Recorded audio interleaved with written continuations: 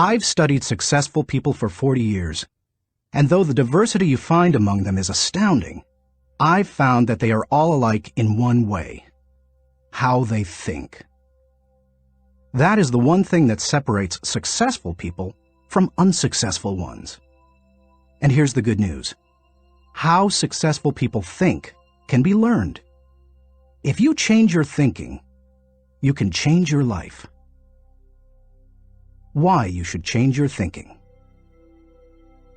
It's hard to overstate the value of changing your thinking. Good thinking can do many things for you: generate revenue, solve problems, and create opportunities. It can take you to a whole new level, personally and professionally. It really can change your life.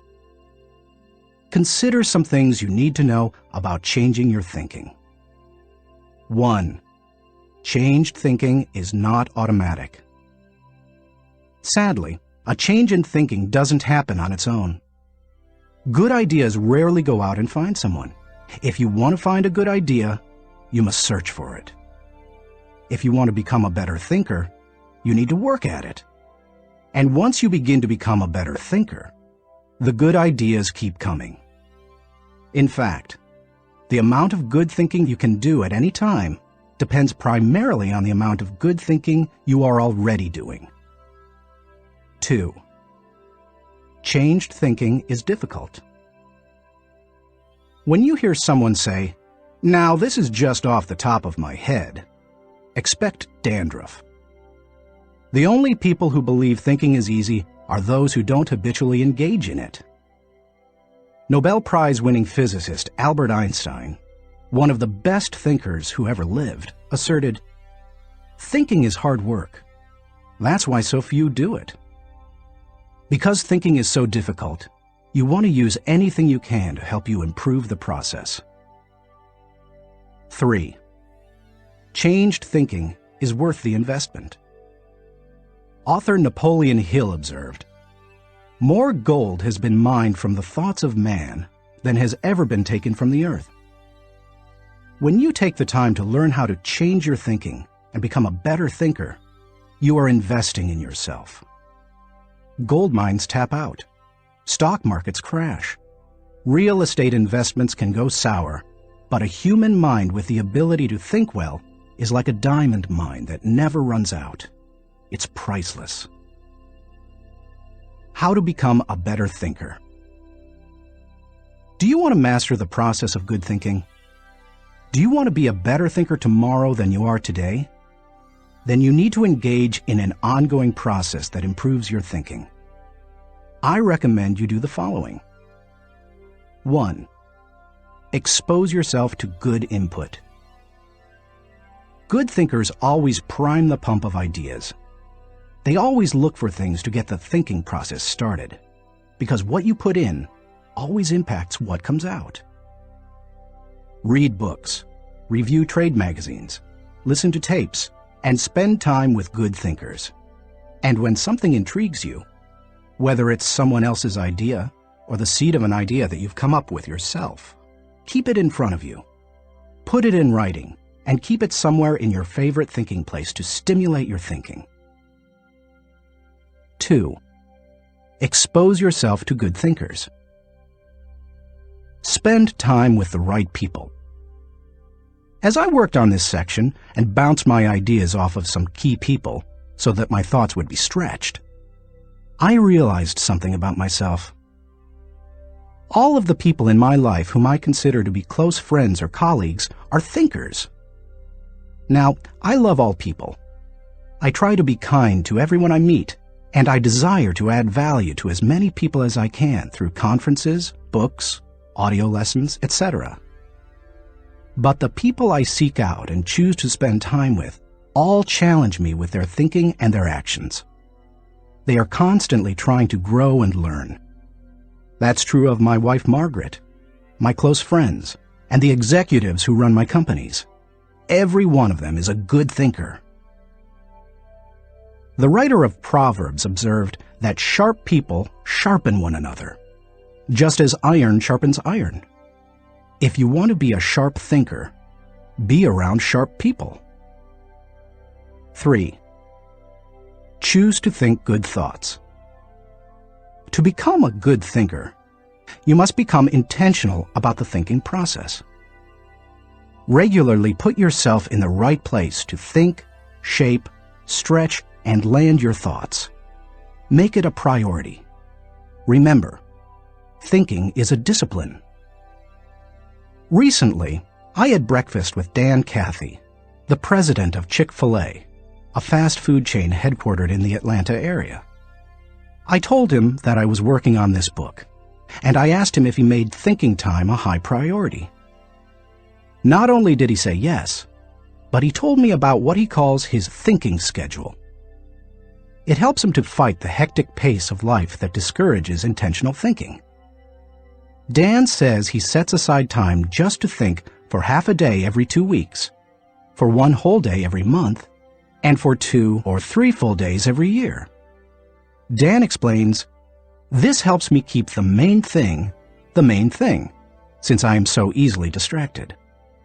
You may want to do something similar, or you can develop a schedule and method of your own. No matter what you choose to do, go to your thinking place, take paper and pen, and make sure you capture your ideas in writing. 4. Act on your good thoughts. Ideas have a short shelf life. You must act on them before the expiration date.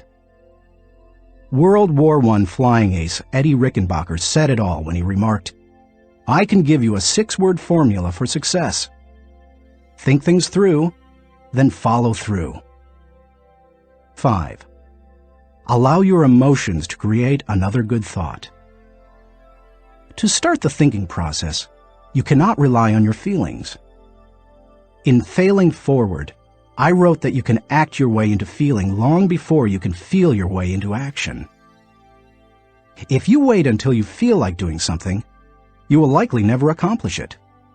The same is true for thinking. You cannot wait until you feel like thinking to do it. However, I found that once you engage in the process of good thinking, you can use your emotions to feed the process and create mental momentum. Try it for yourself. After you go through the disciplined process of thinking and enjoy some success, allow yourself to savor the moment and try riding the mental energy of that success. If you're like me, it's likely to spur additional thoughts and productive ideas. 6. Repeat the process. One good thought does not make a good life. The people who have one good thought and try to ride it for an entire career often end up unhappy or destitute. They are the one-hit wonders, the one-book authors, the one-message speakers, the one-time inventors who spend their life struggling to protect or promote their single idea. Success comes to those who have an entire mountain of gold that they continually mine, not those who find one nugget and try to live on it for 50 years. To become someone who can mine a lot of gold, you need to keep repeating the process of good thinking. Putting yourself in the right place to think. Becoming a good thinker isn't overly complicated. It's a discipline. If you do the 6 things I have outlined, you will set yourself up for a lifestyle of better thinking. But what do you do to come up with specific ideas on a day-to-day basis? I want to teach you the process that I've used to discover and develop good thoughts. It's certainly not the only one that works, but it has worked well for me. 1. Find a place to think your thoughts. If you go to your designated place to think, expecting to generate good thoughts, then eventually you will come up with some. Where is the best place to think? Everybody's different. Some people think best in the shower. Others, like my friend Dick Biggs, like to go to a park. For me, the best places to think are in my car, on planes, and in the spa. Ideas come to me in other places as well, such as when I'm in bed.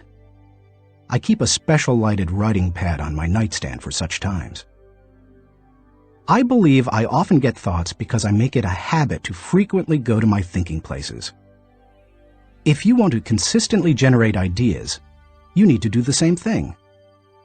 Find a place where you can think and plan to capture your thoughts on paper so that you don't lose them.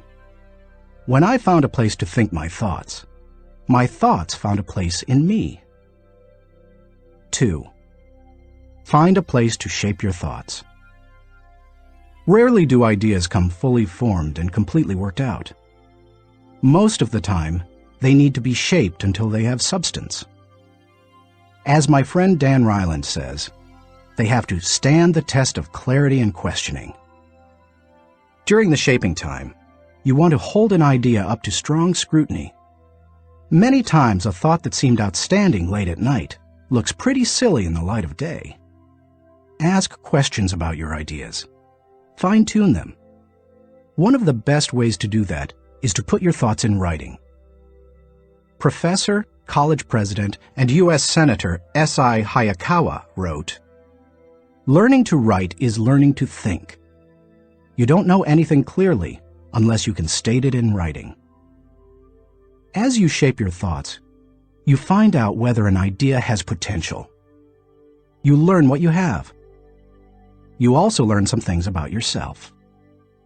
The shaping time thrills me because it embodies humor.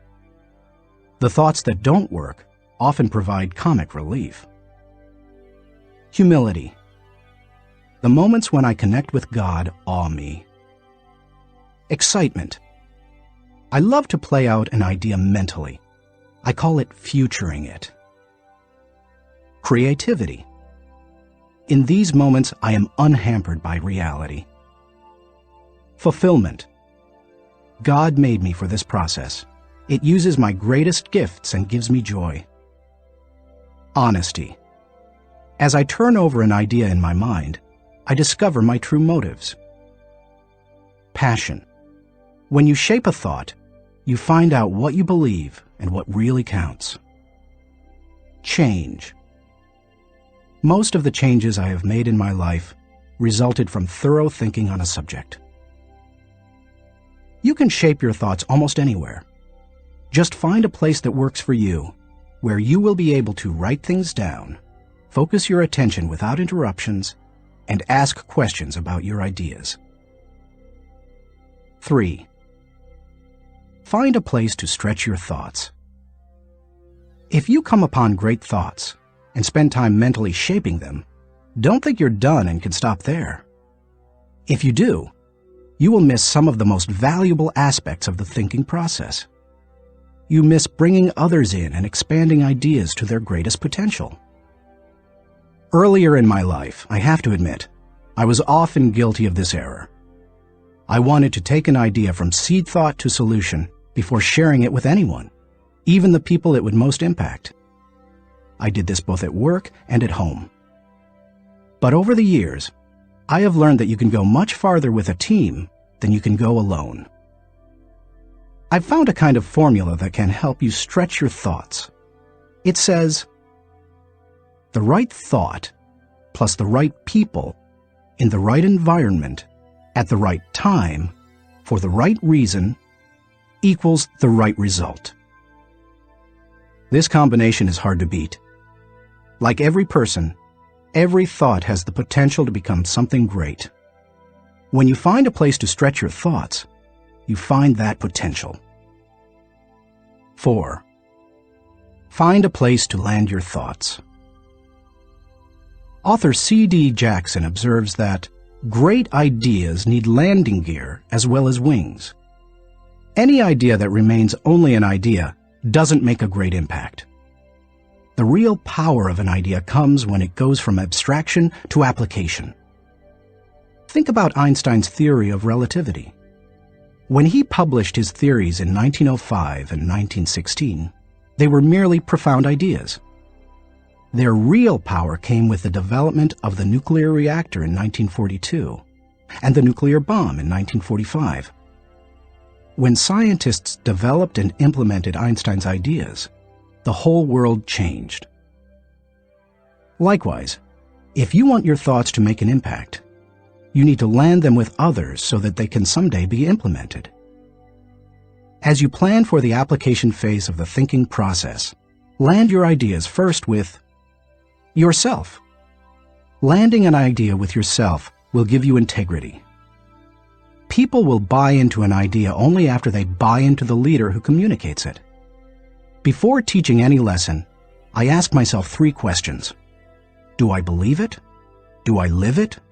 Do I believe others should live it? If I can't answer yes to all 3 questions, then I haven't landed it. Key players. Let's face it, no idea will fly if the influencers don't embrace it. After all, they are the people who carry thoughts from idea to implementation. Those most affected. Landing thoughts with the people on the firing line will give you great insight. Those closest to changes that occur as a result of a new idea can give you a reality read. And that's important, because sometimes even when you've diligently completed the process of creating a thought, shaping it, and stretching it with other good thinkers, you can still miss the mark. 5. Find a place to fly your thoughts. French philosopher Henri-Louis Bergson, who won the Nobel Prize in Literature in 1927, asserted that a person should think like a man of action, act like a man of thought. What good is thinking if it has no application in real life? Thinking divorced from actions cannot be productive. Learning how to master the process of thinking well leads you to productive thinking. If you can develop the discipline of good thinking and turn it into a lifetime habit, then you will be successful and productive all of your life. Once you've created, shaped, stretched, and landed your thoughts, then flying them can be fun and easy. Portrait of a good thinker. You often hear someone say that a colleague or friend is a good thinker, but that phrase means something different to everyone. To one person, it may mean having a high IQ, while to another, it could mean knowing a bunch of trivia, or being able to figure out who done it when reading a mystery novel. I believe that good thinking isn't just one thing. It consists of several specific thinking skills. Becoming a good thinker means developing those skills to the best of your ability. It doesn't matter whether you were born rich or poor. It doesn't matter if you have a 3rd-grade education or possess a PhD. It doesn't matter if you suffer from multiple disabilities or you're the picture of health. No matter what your circumstances, you can learn to be a good thinker. All you must do is be willing to engage in the process every day. In Built to Last, Jim Collins and Jerry Porras describe what it means to be a visionary company, the kind of company that epitomizes the pinnacle of American business. They describe those companies this way. A visionary company is like a great work of art. Think of Michelangelo's scenes from Genesis on the ceiling of the Sistine Chapel, or his statue of David. Think of a great and enduring novel like Huckleberry Finn or Crime and Punishment. Think of Beethoven's Ninth Symphony or Shakespeare's Henry V. Think of a beautifully designed building like the masterpieces of Frank Lloyd Wright or Ludwig Mies van der Rohe. You can't point to any one single item that makes the whole thing work. It's the entire work, all the pieces working together to create an overall effect that leads to enduring greatness. Good thinking is similar. You need all the thinking pieces to become the kind of person who can achieve great things. Those pieces include the following 11 skills. Seeing the wisdom of big picture thinking. Unleashing the potential of focused thinking. Discovering the joy of creative thinking. Recognizing the importance of realistic thinking. Releasing the power of strategic thinking. Feeling the energy of possibility thinking. Embracing the lessons of reflective thinking. Questioning the acceptance of popular thinking. Encouraging the participation of shared thinking. Experiencing the satisfaction of unselfish thinking. Enjoying the return of bottom-line thinking. As you read the chapters dedicated to each kind of thinking, you will discover that they do not try to tell you what to think. They attempt to teach you how to think. As you become acquainted with each skill, you will find that some you do well, others you don't.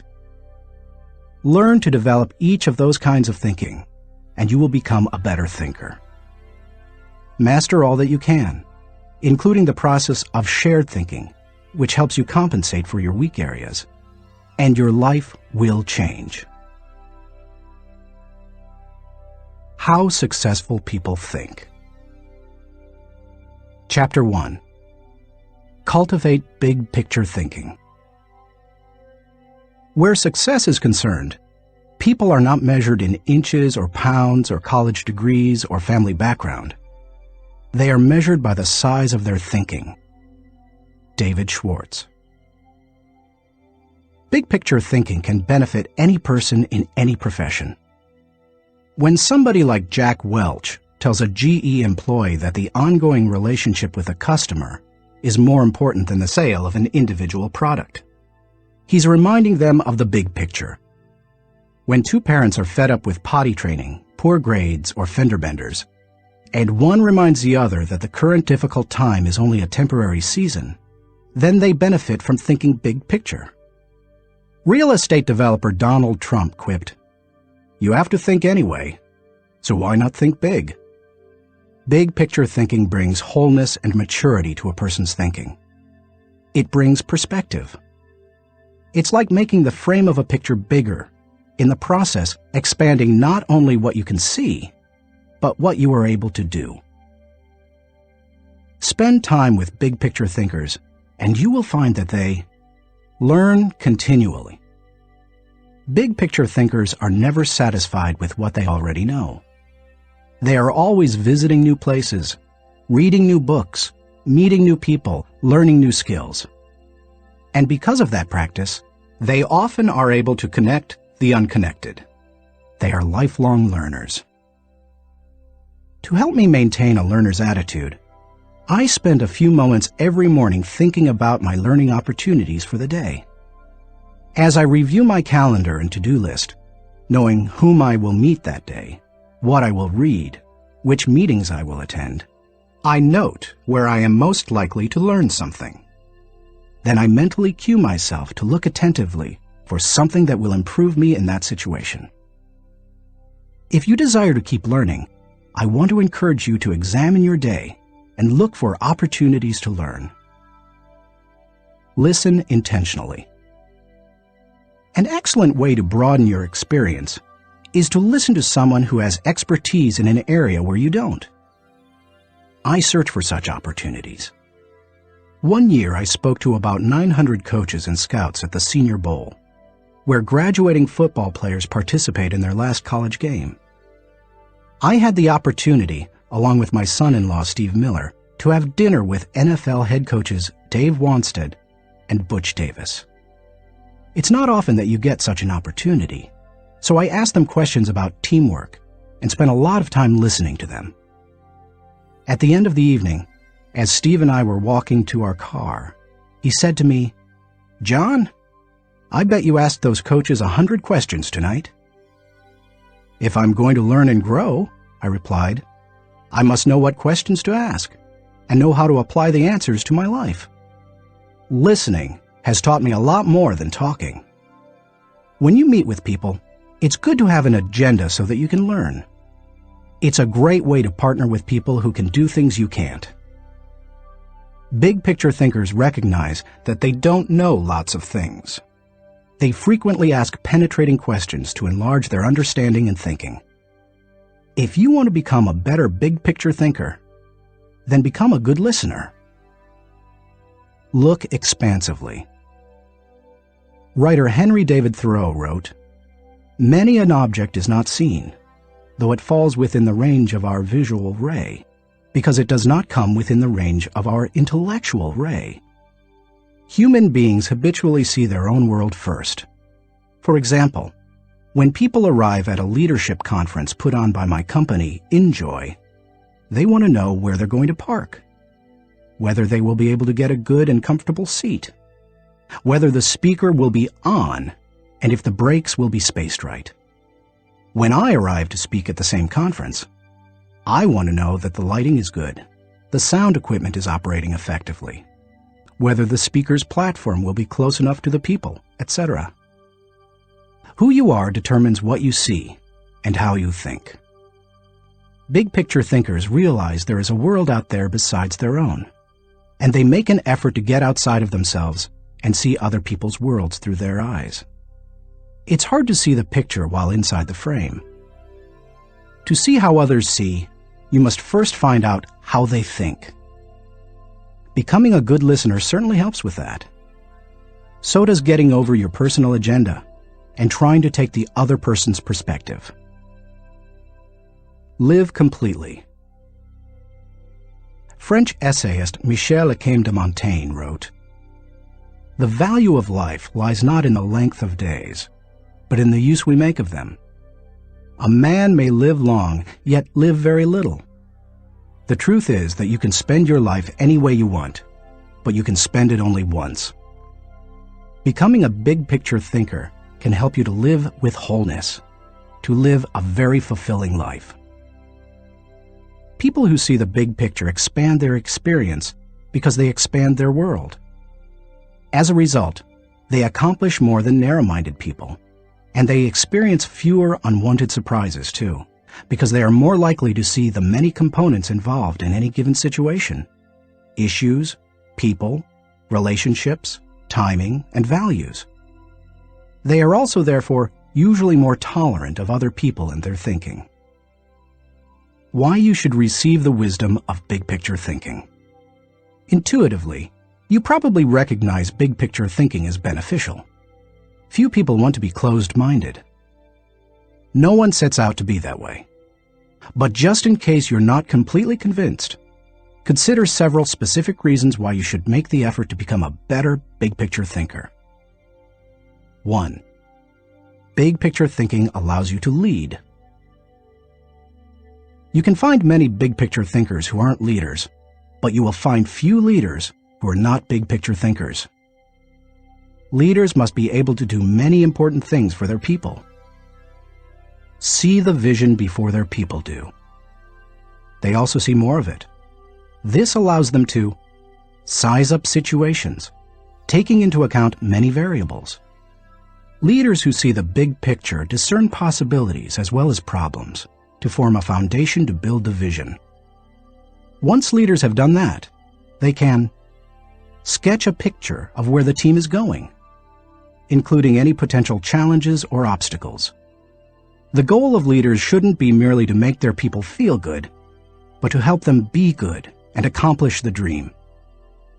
The vision, shown accurately, will allow leaders to show how the future connects with the past to make the journey more meaningful. When leaders recognize this need for connection and bridge it, then they can seize the moment when the timing is right. In leadership, when to move is as important as what you do. As Winston Churchill said, "There comes a special moment in everyone's life, a moment for which that person was born. When he seizes it, it is his finest hour." Whether building roads, planning a trip, or moving in leadership, big picture thinking allows you to enjoy more success. People who are constantly looking at the whole picture have the best chance of succeeding in any endeavor. 2. Big picture thinking keeps you on target. Thomas Fuller, chaplain to Charles II of England, observed, "He that is everywhere is nowhere." To get things done, you need focus. However, to get the right things done, you also need to consider the big picture. Only by putting your daily activities in the context of the big picture will you be able to stay on target. As Alvin Toffler says, "You've got to think about big things while you're doing small things, so that all the small things go in the right direction." 3. Big picture thinking allows you to see what others see. One of the most important skills you can develop in human relations is the ability to see things from the other person's point of view. It's one of the keys to working with clients, satisfying customers, maintaining a marriage, rearing children, helping those who are less fortunate, etc. All human interactions are enhanced by the ability to put yourself in another person's shoes. How? Look beyond yourself, your own interests, and your own world.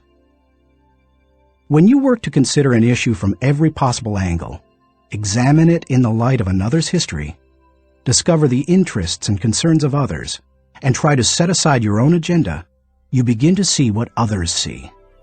And that is a powerful thing. 4. Big picture thinking promotes teamwork. If you participate in any kind of team activity, then you know how important it is that team members see the whole picture, not just their own part.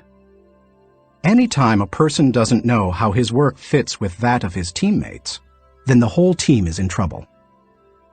The better the grasp team members have of the big picture, the greater their potential to work together as a team. 5. Big picture thinking keeps you from being caught up in the mundane. Let's face it, some aspects of everyday life are absolutely necessary but thoroughly uninteresting. Big picture thinkers don't let the grind get to them because they don't lose sight of the all-important overview. They know that the person who forgets the ultimate is a slave to the immediate. 6. Big picture thinking helps you to chart uncharted territory. Have you ever heard the expression, "We'll cross that bridge when we come to it"? That phrase undoubtedly was coined by someone who had trouble seeing the big picture. The world was built by people who crossed bridges in their minds long before anyone else did. The only way to break new ground or move into uncharted territory is to look beyond the immediate and see the big picture. How to acquire the wisdom of big picture thinking. If you desire to seize new opportunities and open new horizons, then you need to add big picture thinking to your abilities. To become a good thinker, better able to see the big picture, keep in mind the following suggestions. 1. Don't strive for certainty. Big picture thinkers are comfortable with ambiguity. They don't try to force every observation or piece of data into pre-formulated mental cubbyholes. They think broadly and can juggle many seemingly contradictory thoughts in their minds. If you want to cultivate the ability to think big picture, then you must get used to embracing and dealing with complex and diverse ideas. 2. Learn from every experience. Big picture thinkers broaden their outlook by striving to learn from every experience. They don't rest on their successes, they learn from them. More importantly, they learn from their failures. They can do that because they remain teachable. Varied experiences, both positive and negative, help you see the big picture. The greater the variety of experience and success, the more potential to learn you have. If you desire to be a big picture thinker, then get out there and try a lot of things. Take a lot of chances, and take time to learn after every victory or defeat. 3. Gain insight from a variety of people. Big picture thinkers learn from their experiences, but they also learn from experiences they don't have. That is, they learn by receiving insight from others, from customers, employees, colleagues, and leaders. If you desire to broaden your thinking and see more of the big picture, then seek out counselors to help you. But be wise in whom you ask for advice. Gaining insight from a variety of people doesn't mean stopping anyone and everyone in hallways and grocery store lines and asking what they think about a given subject. Be selective. Talk to people who know and care about you, who know their field, and who bring experience deeper and broader than your own. 4. Give yourself permission to expand your world. If you want to be a big picture thinker, you will have to go against the flow of the world. Society wants to keep people in boxes. Most people are married mentally to the status quo. They want what was, not what can be. They seek safety in simple answers. To think big picture, you need to give yourself permission to go a different way, to break new ground, to find new worlds to conquer. And when your world does get bigger, you need to celebrate. Never forget there is more out there in the world than what you've experienced. Keep learning, keep growing, and keep looking at the big picture. If you desire to be a good thinker, that's what you need to do. Thinking question. Am I thinking beyond myself and my world so that I process ideas with a holistic perspective? Chapter 2. Engage in focused thinking. He did each thing as if he did nothing else. Spoken of novelist Charles Dickens. Philosopher Bertrand Russell once asserted, "To be able to concentrate for a considerable time is essential to difficult achievement." Sociologist Robert Lind observed that knowledge is power only if a man knows what facts are not to bother about. Focused thinking removes distractions and mental clutter so that you can concentrate on an issue and think with clarity. Focused thinking can do several things for you. 1. Focused thinking harnesses energy toward a desired goal. Focus can bring energy and power to almost anything, whether physical or mental. If you're learning how to pitch a baseball and you want to develop a good curveball, then focused thinking while practicing will improve your technique. If you need to refine the manufacturing process of your product, focused thinking will help you develop the best method. If you want to solve a difficult mathematics problem, focused thinking helps you break through to the solution. The greater the difficulty of a problem or issue, the more focused thinking time is necessary to solve it. 2. Focused thinking gives ideas time to develop. I love to discover and develop ideas.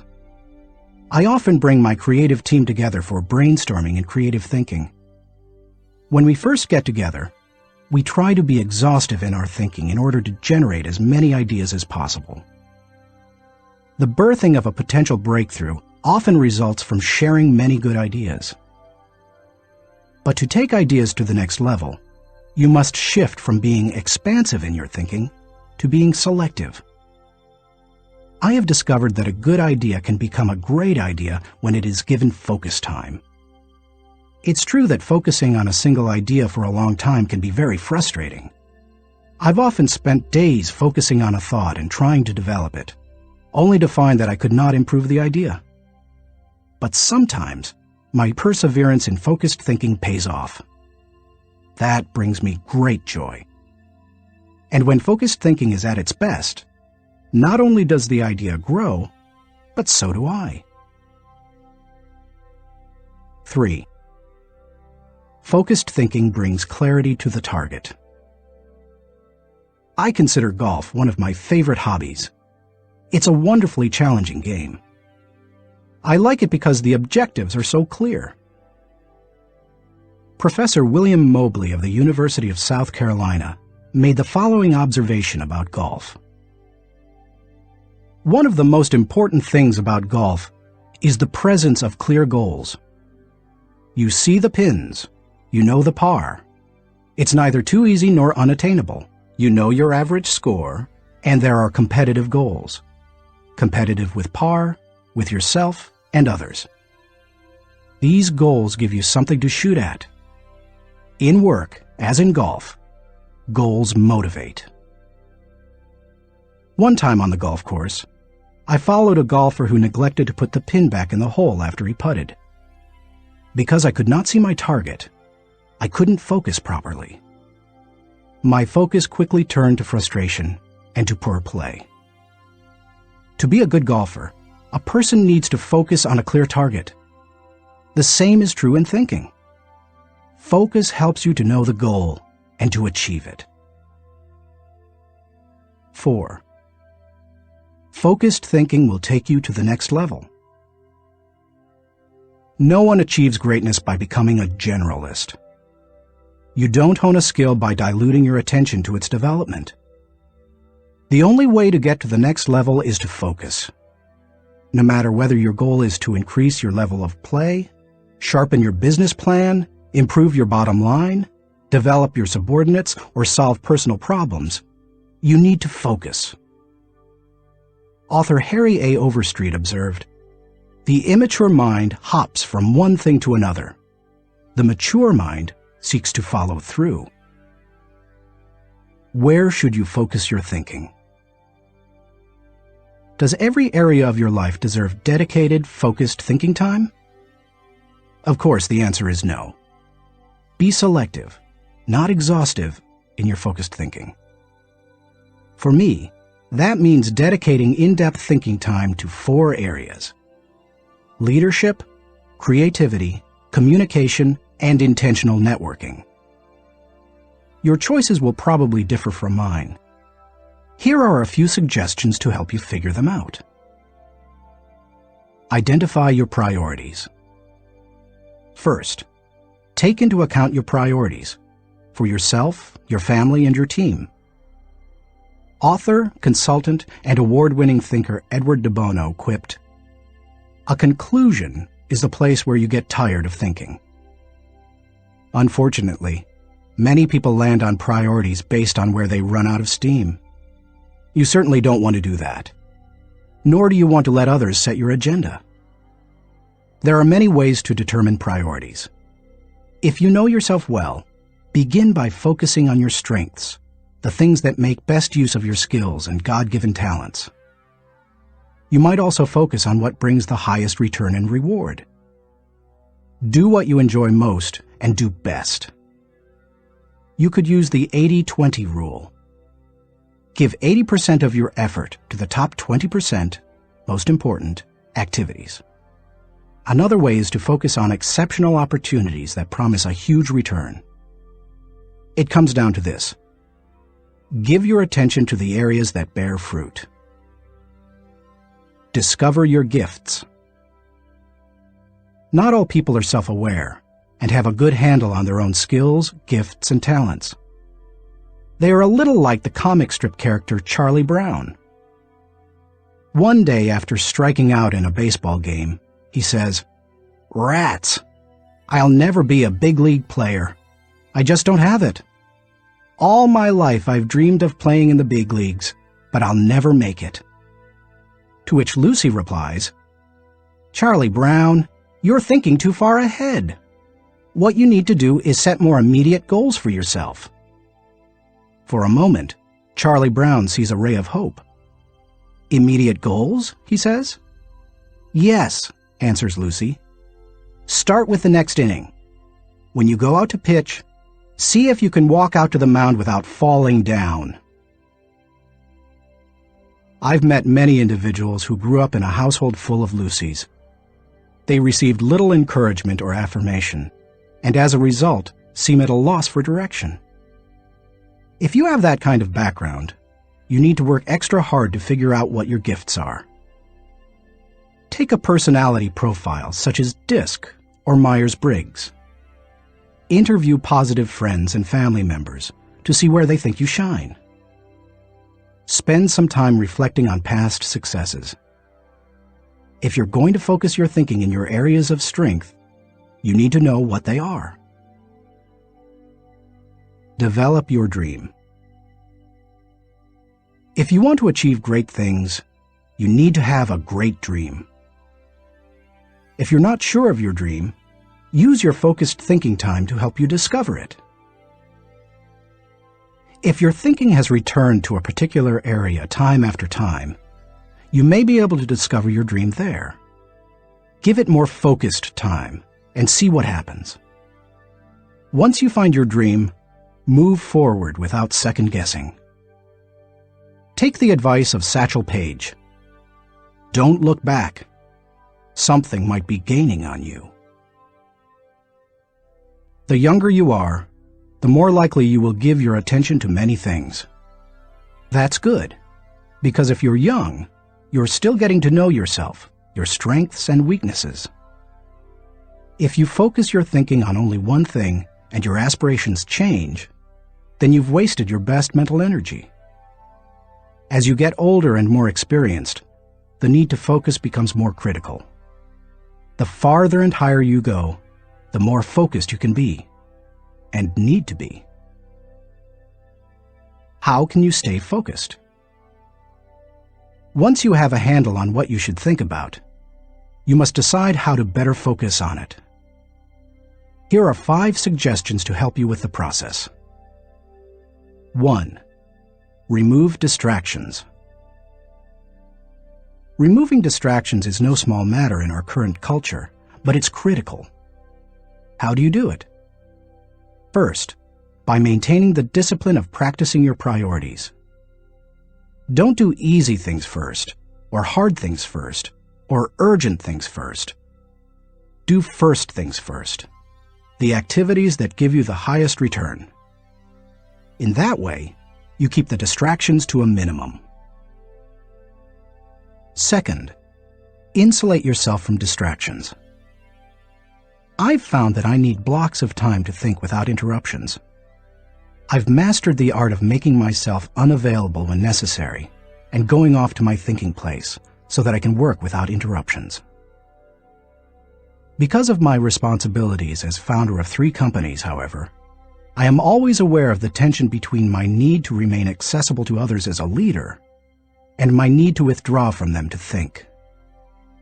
The best way to resolve the tension is to understand the value of both activities. Walking slowly through the crowd allows me to connect with people and know their needs. Withdrawing from the crowd allows me to think of ways to add value to them. My advice to you is to place value on and give attention to both. If you naturally withdraw, then make sure to get out among people more often.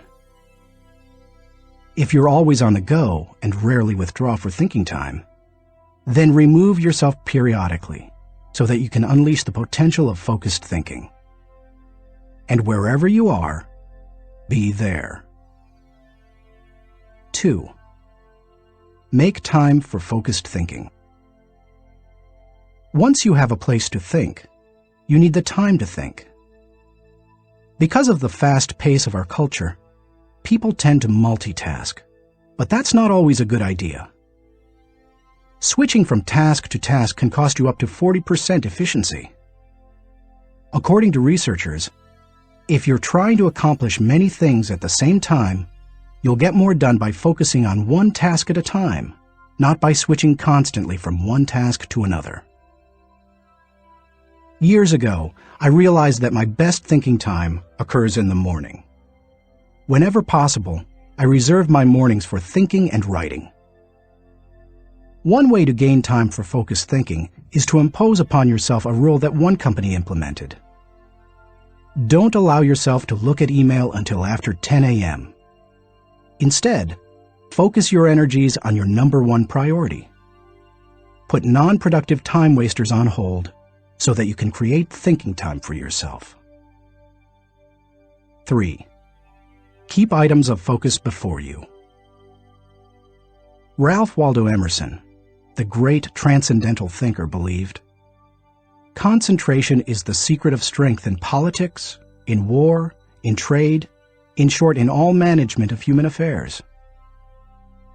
To help me concentrate on the things that matter, I work to keep important items before me. One way is to ask my assistant, Linda Eggers, to keep bringing it up, asking me about it, giving me additional information in reference to it. I'll also keep a file or page on my desk so that I see it every day as I work. That strategy has successfully helped me for 30 years to stimulate and sharpen ideas. If you've never done it, I recommend that you try it. I'll tell you more about it in the section on reflective thinking. 4. Set goals. I believe goals are important. The mind will not focus until it has clear objectives. But the purpose of goals is to focus your attention and give you direction, not to identify a final destination. As you think about your goals, note that they should be clear enough to be kept in focus, close enough to be achieved, helpful enough to change lives. Those guidelines will get you going. And be sure to write down your goals. If they're not written, I can almost guarantee that they're not focused enough. And if you really want to make sure they're focused, take the advice of David Belasco, who says, "If you can't write your idea on the back of my business card, you don't have a clear idea." Even if you look back years from now and think your goals were too small, they will have served their purpose if they provide you with direction. 5.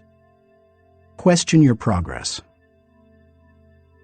Take a good look at yourself from time to time to see whether you are actually making progress. That is the most accurate measure of whether you are making the best use of focused thinking. Ask yourself, am I seeing a return for my investment of focused thinking time? Is what I am doing getting me closer to my goals? Am I headed in a direction that helps me to fulfill my commitments, maintain my priorities, and realize my dreams? What are you giving up to go up? No one can go to the highest level and remain a generalist. My dad used to say, "Find the one thing you do well and don't do anything else." I've found that to do well at a few things, I've had to give up many things. As I worked on this chapter, I spent some time reflecting on the kinds of things I've given up. Here are the main ones. I can't know everyone. I love people, and I'm outgoing. Put me into a room full of people and I feel energized. So it goes against my grain to restrict myself from spending time with lots of people. To compensate for that, I've done a couple of things. First, I've chosen a strong inner circle of people. They not only provide tremendous professional help, but they also make life's journey much more pleasant. Second, I ask certain friends to catch me up on what's happening in the lives of other friends. I usually do that when I'm traveling and can't block out the time I would need for focused thinking. I can't do everything. There are only a few exceptional opportunities in any person's lifetime. That's why I strive for excellence in a few things rather than a good performance in many. That's cost me. Because of my workload, I also have to skip doing many things that I would love to do. For example, every week I hand off projects that I think would be fun to do myself.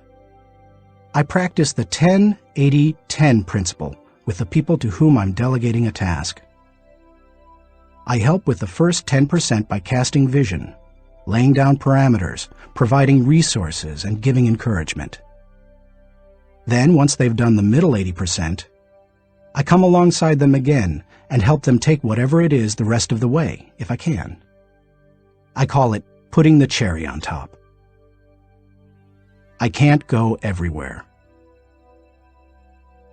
Every conference speaker and author has to travel a lot. Before I began doing much speaking, that seemed like a glamorous life. But after logging several million miles, I know what kind of a toll it can take. Ironically, I still love traveling for pleasure with my wife Margaret. It's one of our great joys. She and I could take 10 vacations a year and enjoy every one of them.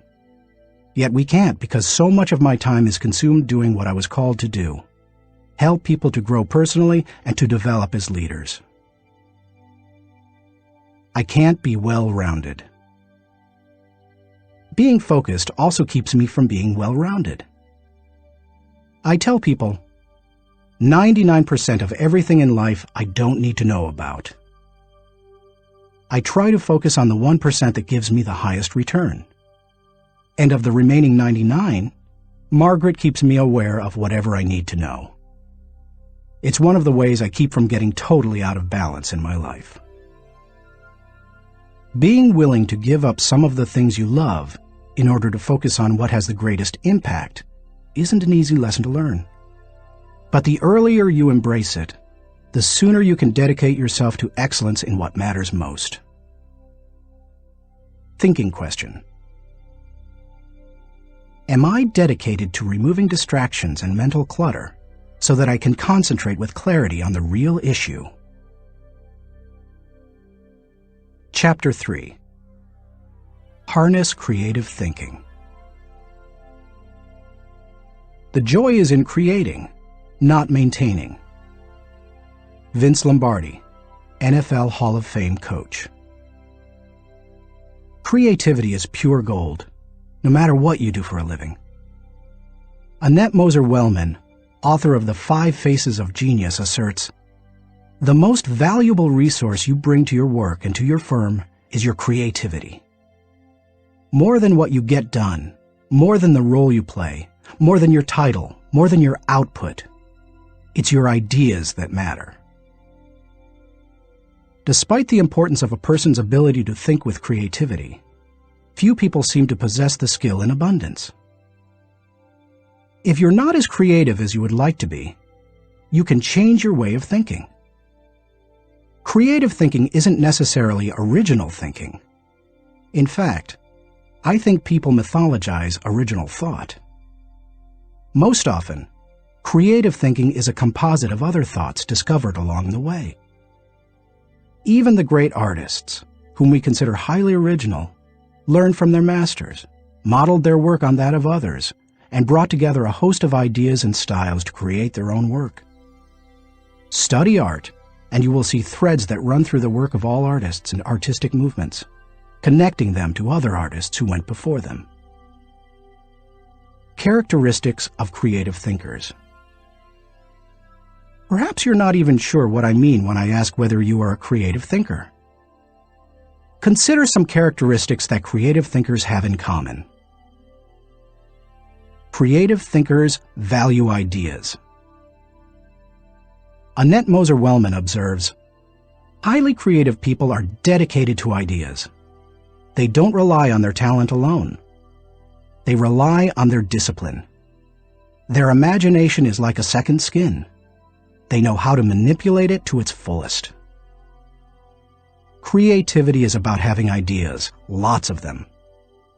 You will have ideas only if you value ideas. Creative thinkers explore options. I've yet to meet a creative thinker who didn't love options. Exploring a multitude of possibilities helps to stimulate the imagination, and imagination is crucial to creativity. As Albert Einstein put it, imagination is more important than knowledge. People who know me well will tell you that I place a very high value on options. Why? Because they provide the key to finding the best answer, not the only answer. Good thinkers come up with the best answers. They create backup plans that provide them with alternatives. They enjoy freedom that others do not possess, and they will influence and lead others. Creative thinkers embrace ambiguity. Writer H. L. Mencken said, "It is the dull man who is always sure, and the sure man who is always dull." Creative people don't feel the need to stamp out uncertainty.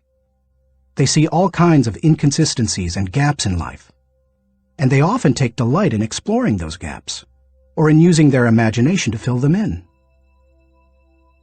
Creative thinkers celebrate the offbeat.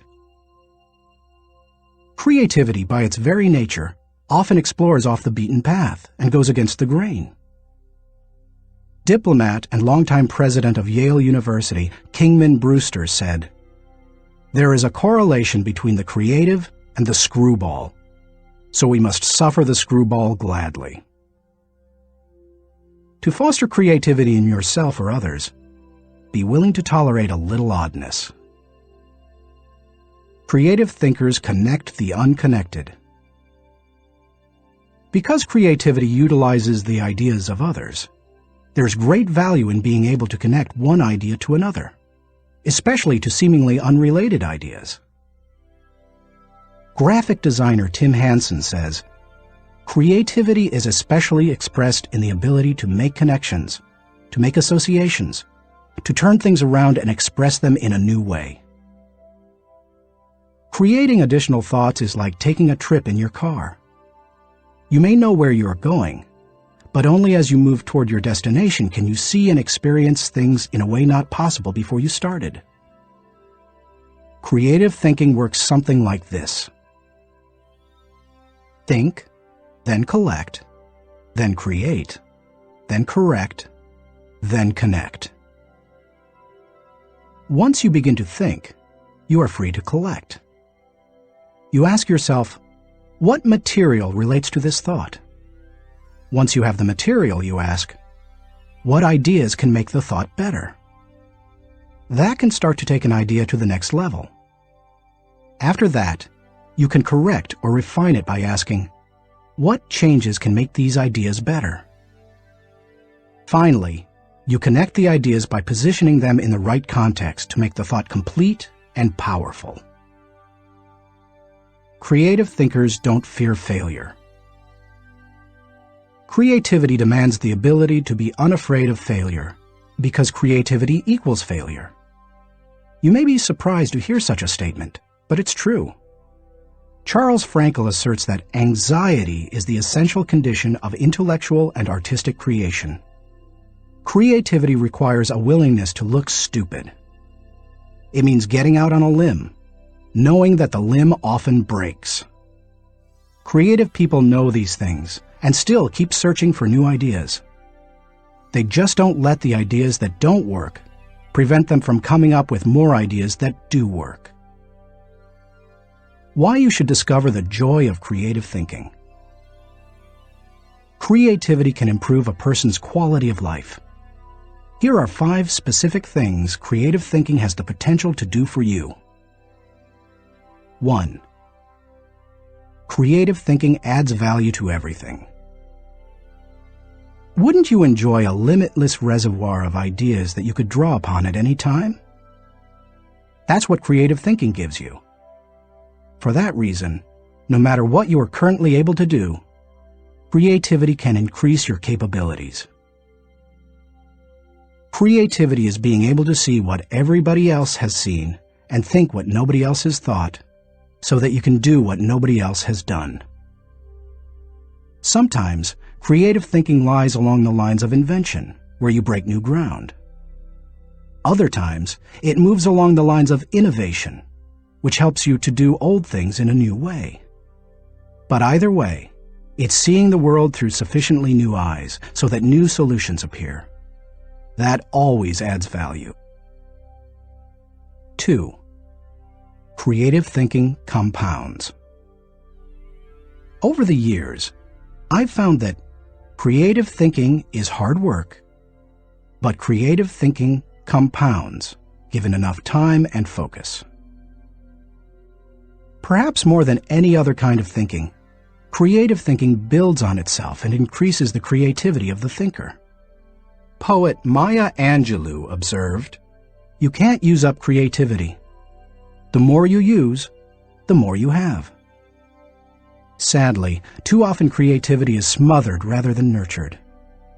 There has to be a climate in which new ways of thinking, perceiving, questioning are encouraged. If you cultivate creative thinking in an environment that nurtures creativity, there's no telling what kind of ideas you can come up with. I'll talk more on that later. 3. Creative thinking draws people to you and your ideas. Creativity is intelligence having fun. People admire intelligence, and they are always attracted to fun, so the combination is fantastic. If anyone could be said to have fun with his intelligence, it was Leonardo da Vinci. The diversity of his ideas and expertise staggers the mind. He was a painter, architect, sculptor, anatomist, musician, inventor, and engineer. The term Renaissance man was coined because of him. Just as people were drawn to Da Vinci and his ideas during the Renaissance, they are drawn to creative people today. If you cultivate creativity, you will become more attractive to other people, and they will be drawn to you. 4. Creative thinking helps you learn more. Author and creativity expert Ernie Zielinski says, "Creativity is the joy of not knowing it all. The joy of not knowing it all refers to the realization that we seldom, if ever, have all the answers. We always have the ability to generate more solutions to just about any problem. Being creative is being able to see or imagine a great deal of opportunity to life's problems. Creativity is having options." It almost seems too obvious to say, but if you are always actively seeking new ideas, you will learn. Creativity is teachability. It's seeing more solutions than problems. And the greater the quantity of thoughts, the greater the chance for learning something new. 5. Creative thinking challenges the status quo. If you desire to improve your world, or even your own situation, then creativity will help you. The status quo and creativity are incompatible. Creativity and innovation always walk hand in hand. How to discover the joy of creative thinking. At this point, you may be saying, "Okay, I'm convinced that creative thinking is important. But how do I find the creativity within me? How do I discover the joy of creative thought?" Here are 5 ways to do it. 1. Remove creativity killers. Economics professor and humor author Stephen Leacock said, "Personally, I would sooner have written Alice in Wonderland than the whole Encyclopedia Britannica." He valued the warmth of creativity over cold facts. If you do too, then you need to eliminate attitudes that devalue creative thinking. Take a look at the following phrases. They are almost guaranteed to kill creative thinking anytime you hear or think them. "I'm not a creative person." "Follow the rules." "Don't ask questions." "Don't be different." "Stay within the lines." "There is only one way." "Don't be foolish." Be practical. Be serious. Think of your image. That's not logical. It's not practical. It's never been done. It can't be done. It didn't work for them. We tried that before. It's too much work. We can't afford to make a mistake. It will be too hard to administer. We don't have the time. We don't have the money. Yes, but play is frivolous.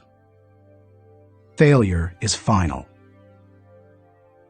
If you think you have a great idea, don't let anyone talk you out of it, even if it sounds foolish. Don't let yourself or anyone else subject you to creativity killers. After all, you can't do something new and exciting if you force yourself to stay in the same old rut. Don't just work harder at the same old thing. Make a change. 2. Think creatively by asking the right questions. Creativity is largely a matter of asking the right questions. Management trainer Sir Anthony Jay said, "The uncreative mind can spot wrong answers, but it takes a creative mind to spot wrong questions." Wrong questions shut down the process of creative thinking. They direct thinkers down the same old path, or they chide them into believing that thinking isn't necessary at all. To stimulate creative thinking, ask yourself questions such as, why must it be done this way? What is the root problem?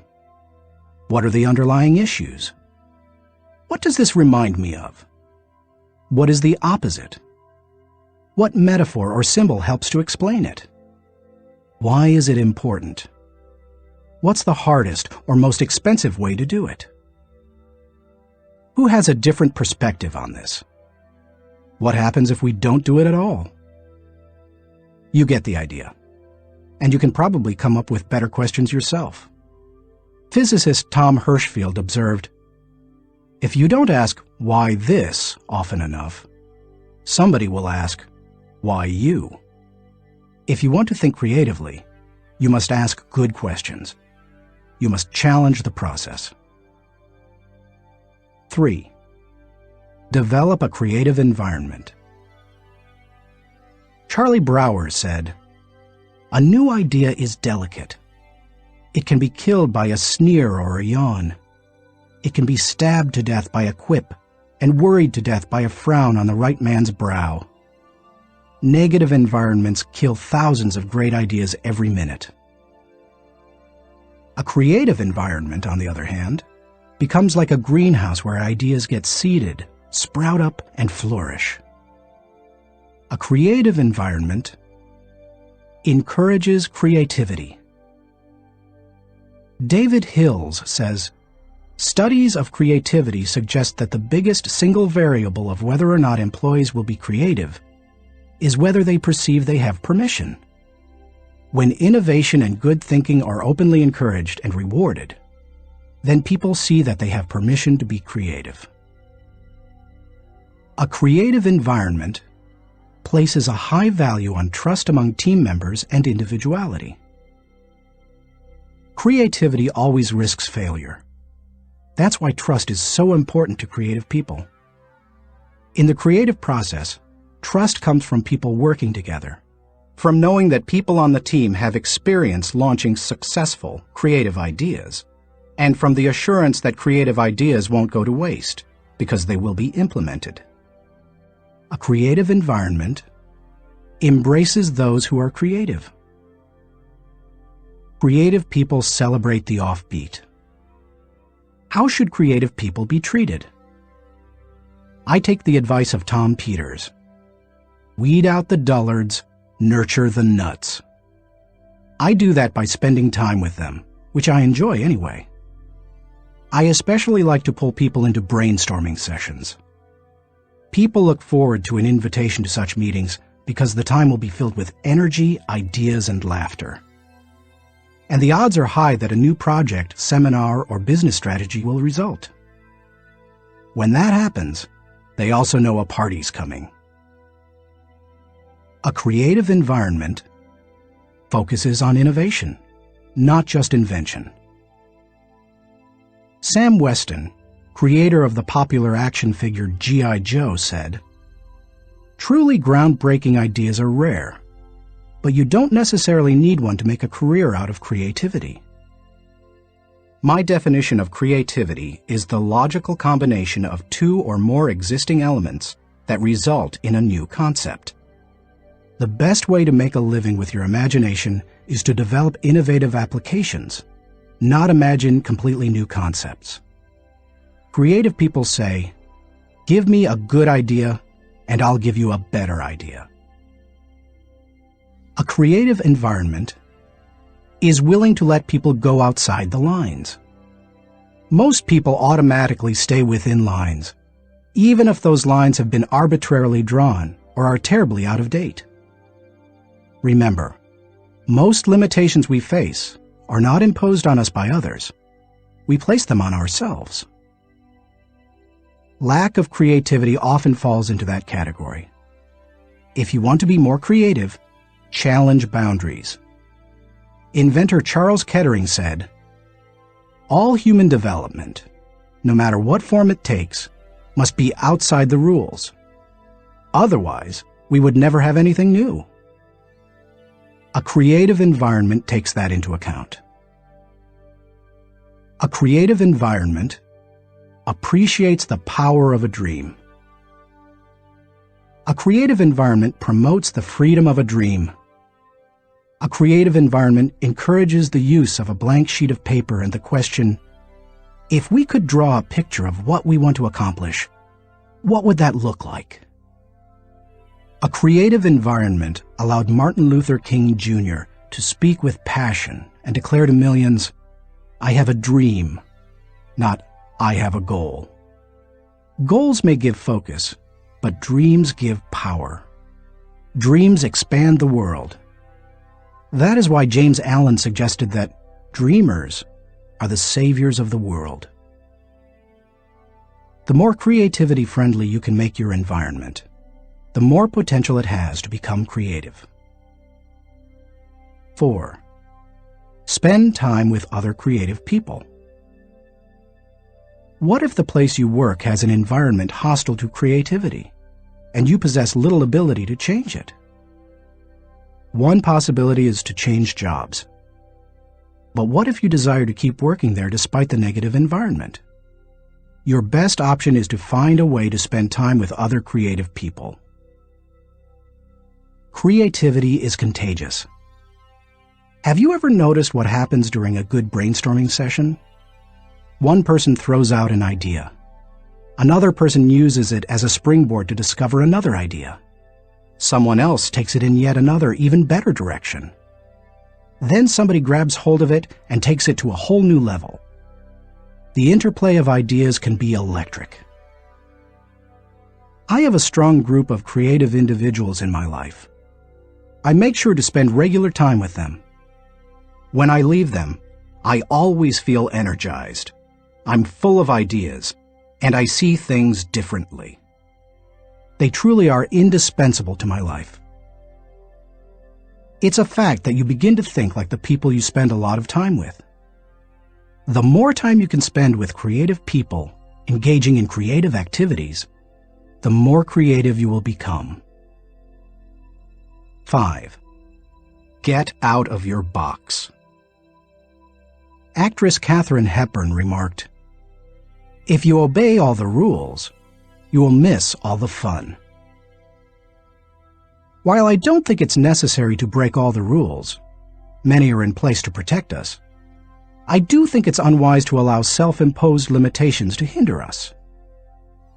Creative thinkers know that they must repeatedly break out of the box of their own history and personal limitations in order to experience creative breakthroughs. The most effective way to help yourself get out of the box is to expose yourself to new paradigms.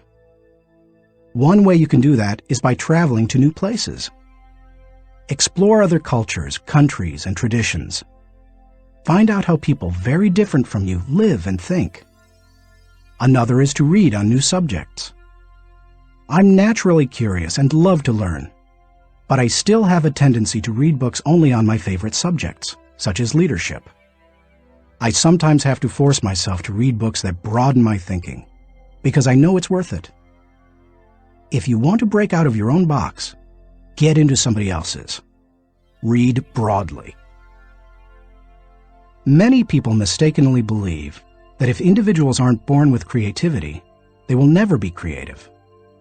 But you can see from the many strategies and examples I've given that creativity can be cultivated in the right supportive environment. Thinking question. Am I working to break out of my box of limitations so that I explore ideas and options to experience creative breakthroughs? Chapter 4. Employ realistic thinking. The first responsibility of a leader is to define reality. Max Dupree, Chairman of the Board of Herman Miller Incorporated. As anyone knows who's been out of school for a few years, there's usually a huge gap between a college education and the reality of the working world. Honestly, early in my career, I went out of my way to avoid too much realistic thinking because I thought it would interfere with my creative thinking. But as I've grown, I've come to realize that realistic thinking adds to my life. Reality check. Reality is the difference between what we wish and what is. It took some time for me to evolve into a realistic thinker. The process went in phases. First, I did not engage in realistic thinking at all. After a while, I realized that it was necessary, so I began to engage in it occasionally. But I didn't like it, because I thought it was too negative. And any time I could delegate it, I did. Eventually, I found that I had to engage in realistic thinking if I was going to solve problems and learn from my mistakes. And in time, I became willing to think realistically before I got in trouble and make it a continual part of my life. Today, I encourage my key leaders to think realistically. We make realistic thinking the foundation of our business because we derive certainty and security from it. Why you should recognize the importance of realistic thinking. If you're a naturally optimistic person as I am, you may not possess great desire to become a more realistic thinker.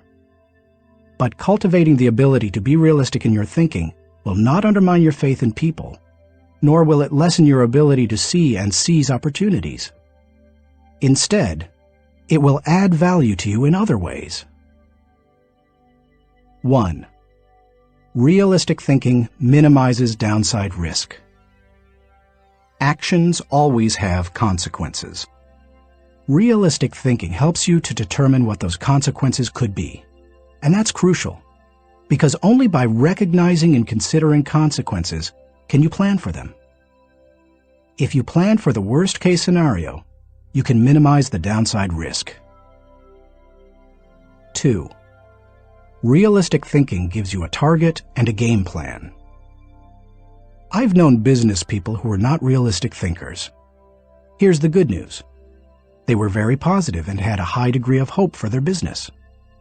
Here's the bad news. Hope is not a strategy. Realistic thinking leads to excellence in leadership and management because it requires people to face reality. They begin to define their target and develop a game plan to hit it.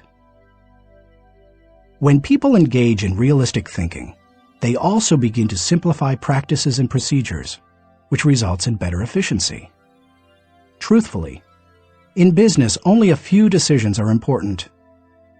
Realistic thinkers understand the difference between the important decisions and those that are merely necessary in the normal course of business. The decisions that matter relate directly to your purpose.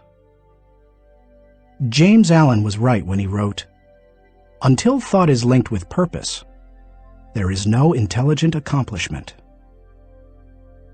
3.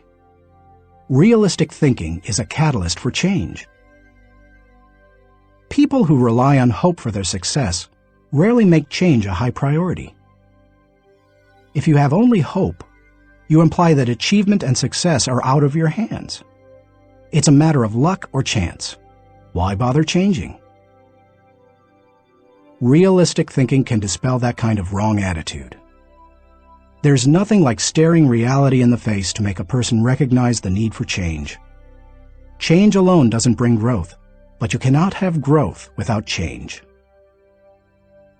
4. Realistic thinking provides security. Anytime you have thought through the worst that can happen, and you have developed contingency plans to meet it, you become more confident and secure. It's reassuring to know that you are unlikely to be surprised. Disappointment is the difference between expectations and reality. Realistic thinking minimizes the difference between the two. 5. Realistic thinking gives you credibility. Realistic thinking helps people to buy into the leader and his or her vision. Leaders continually surprised by the unexpected soon lose credibility with their followers. On the other hand, leaders who think realistically and plan accordingly position their organizations to win. That gives their people confidence in them. The best leaders ask realistic questions before casting vision. They ask themselves things like, is it possible? Does this dream include everyone or just a few? Have I identified and articulated the areas that will make this dream difficult to achieve? 6. Realistic thinking provides a foundation to build on. Thomas Edison observed, "The value of a good idea is in using it." The bottom line on realistic thinking is that it helps you to make an idea usable by taking away the wish factor. Most ideas and efforts don't accomplish their intended results because they rely too much on what we wish rather than what is. You can't build a house in midair. It needs a solid foundation. Ideas and plans are the same. They need something concrete on which to build. Realistic thinking provides that solid foundation. 7. Realistic thinking is a friend to those in trouble. If creativity is what you would do if you were unafraid of the possibility of failure, then reality is dealing with failure if it does happen. Realistic thinking gives you something concrete to fall back on during times of trouble, which can be very reassuring. Certainty in the midst of uncertainty brings stability. 8. Realistic thinking brings the dream to fruition. British novelist John Galsworthy wrote, "Idealism increases in direct proportion to one's distance from the problem. If you don't get close enough to a problem, you can't tackle it.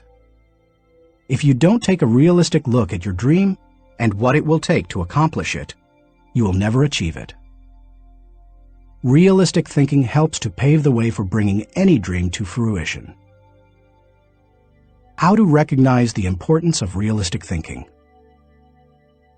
Because I'm naturally optimistic rather than realistic, I've had to take concrete steps to improve my thinking in this area. Here are 5 things I do to improve my realistic thinking.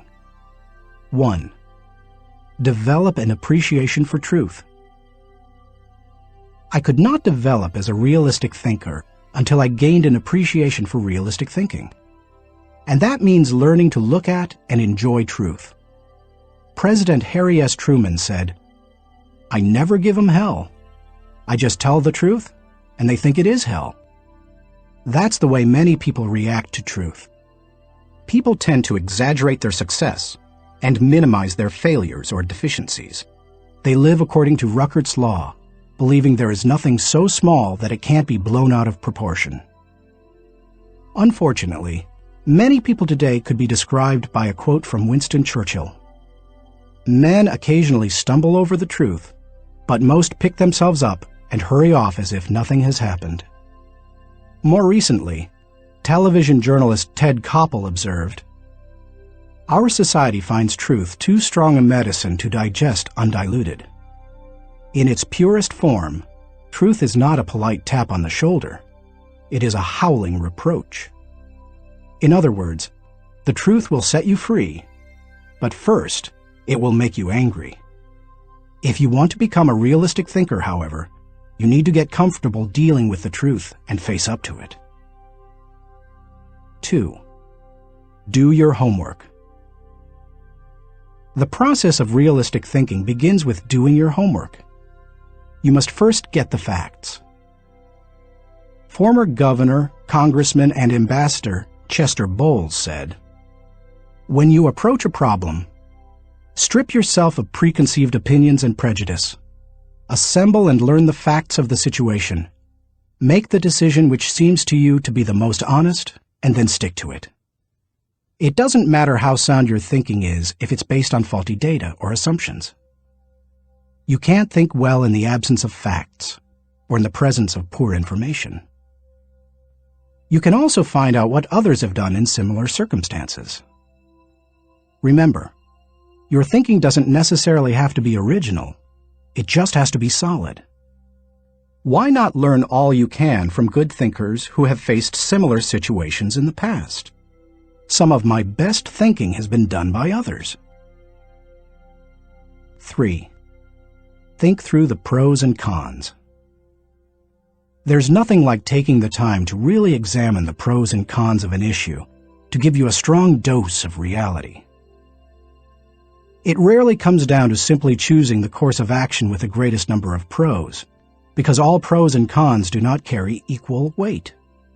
But that's not the value of the exercise anyway. Rather, it helps you to dig into the facts, examine an issue from many angles, and really count the cost of a possible course of action. 4. Picture the worst-case scenario. The essence of realistic thinking is discovering, picturing, and examining the worst-case scenario. Ask yourself questions such as, what if sales fall short of projections? What if revenue hits rock bottom? Not an optimist's rock bottom, but real rock bottom. What if we don't win the account? What if the client doesn't pay us? What if we have to do the job short-handed? What if our best player gets sick? What if all the colleges reject my application? What if the market goes belly up? What if the volunteers quit? What if nobody shows up? You get the idea. The point is that you need to think about worst-case possibilities, whether you are running a business, leading a department, pastoring a church, coaching a team, or planning your personal finances. Your goal isn't to be negative or to expect the worst, just to be ready for it in case it happens. That way, you give yourself the best chance for a positive result, no matter what. If you picture the worst case and examine it honestly, then you really have experienced a reality check. You're ready for anything. As you do that, take the advice of Charles Hole, who advised, "Deliberate with caution, but act with decision, and yield with graciousness, or oppose with firmness." 5. Align your thinking with your resources. One of the keys to maximizing realistic thinking is aligning your resources with your objectives. Looking at pros and cons and examining worst-case scenarios will make you aware of any gaps between what you desire and what really is. Once you know what those gaps are, you can use your resources to fill them. After all, that's what resources are for. Super Bowl, Superdome, Super Security. Our country received lessons in realistic thinking following the tragedy of September 11, 2001.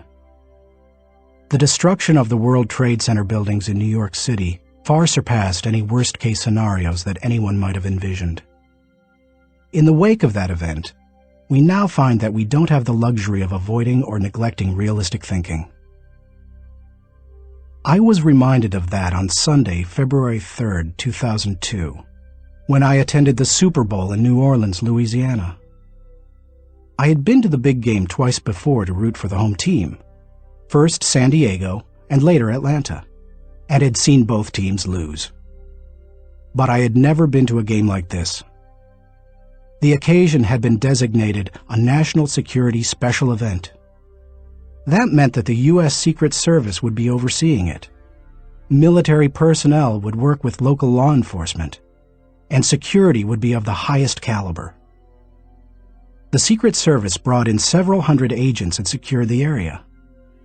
In preparation for the game, access to the Superdome was highly restricted, with intensified screening. Officials blocked off roads, closed the nearby interstate, and designated the area a no-fly zone. We arrived early at the Dome. Officials suggested fans arrive up to 5 hours ahead of game time, and we immediately saw evidence of the precautionary measures. 8-foot fences surrounded the whole area, and concrete barriers prevented unauthorized vehicles from getting close to the building. We could see sharpshooters positioned at various locations, including on the roof of some adjacent buildings. When we reached a gate, police officers and security personnel patted us down and examined everyone's belongings. After that, they directed us to go through metal detectors. Only then did they allow us into the stadium. That's all well and good, you may be saying, but what would have happened had there been a terrorist attack? The Secret Service had that covered too, because they had prepared for the worst-case scenario. Evacuation plans had been put into place, and personnel at the Superdome had been drilled to make sure everyone knew what to do in case of an emergency.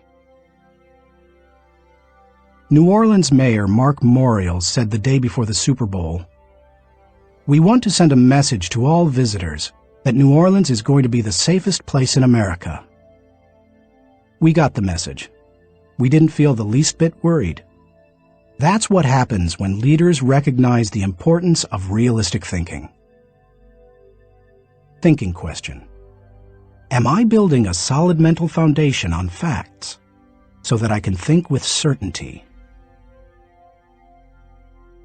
Chapter 5. Utilize strategic thinking.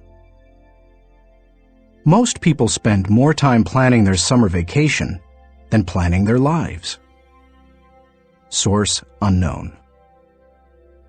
When you hear the words strategic thinking, what comes to mind?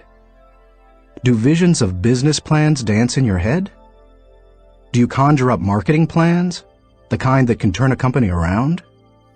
Perhaps you contemplate global politics, or you recall some of history's greatest military campaigns. Hannibal crossing the Alps to surprise the Roman army, Charlemagne's conquest of Western Europe, or the Allies' D-Day invasion of Normandy. Perhaps, but strategy doesn't have to be restricted to military action, or even to business. Strategic thinking can make a positive impact on any area of life. Plan your life, live your plan. I've observed that most people try to plan their lives one day at a time. They wake up, make up their to-do list, and dive into action. Although some people aren't even that strategic. Fewer individuals plan their lives 1 week at a time. They review their calendar for the week, check their appointments, review their goals, and then get to work. They generally outachieve most of their daily planning colleagues. I try to take planning one step further. At the beginning of every month, I spend half a day working on my calendar for the next 40 days. 40 days works for me rather than just 30. That way, I get a jump on the next month and don't get surprised.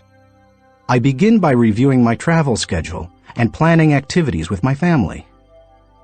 Then I review what projects, lessons, and other objectives I want to accomplish during those 5 to 6 weeks.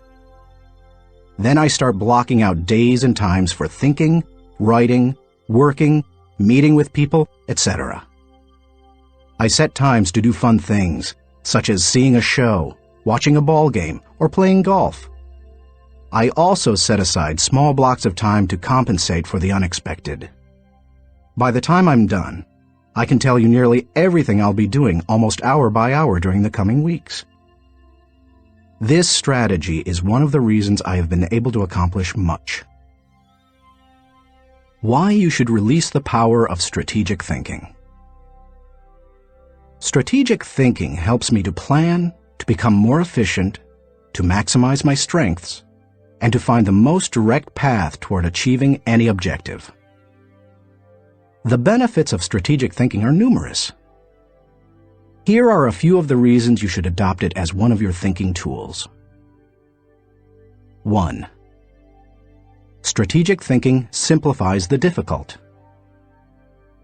Strategic thinking is really nothing more than planning on steroids.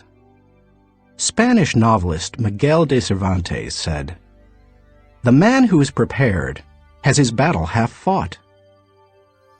Strategic thinking takes complex issues and long-term objectives, which can be very difficult to address, and breaks them down into manageable sizes. Anything becomes simpler when it has a plan. Strategic thinking can also help you simplify the management of everyday life. I do that by using systems, which are nothing more than good strategies repeated. I am well known among pastors and other speakers for my filing system. Writing a lesson or speech can be difficult, but because I use my system to file quotes, stories, and articles, when I need something to flesh out or illustrate a point, I simply go to one of my 1,200 files and find a good piece of material that works. Just about any difficult task can be made simpler with strategic thinking. 2. Strategic thinking prompts you to ask the right questions. Do you want to break down complex or difficult issues? Then ask questions. Strategic thinking forces you through this process. Take a look at the following questions developed by my friend Bob Beal, the author of Master Planning. Direction. What should we do next? Why? Organization. Who is responsible for what?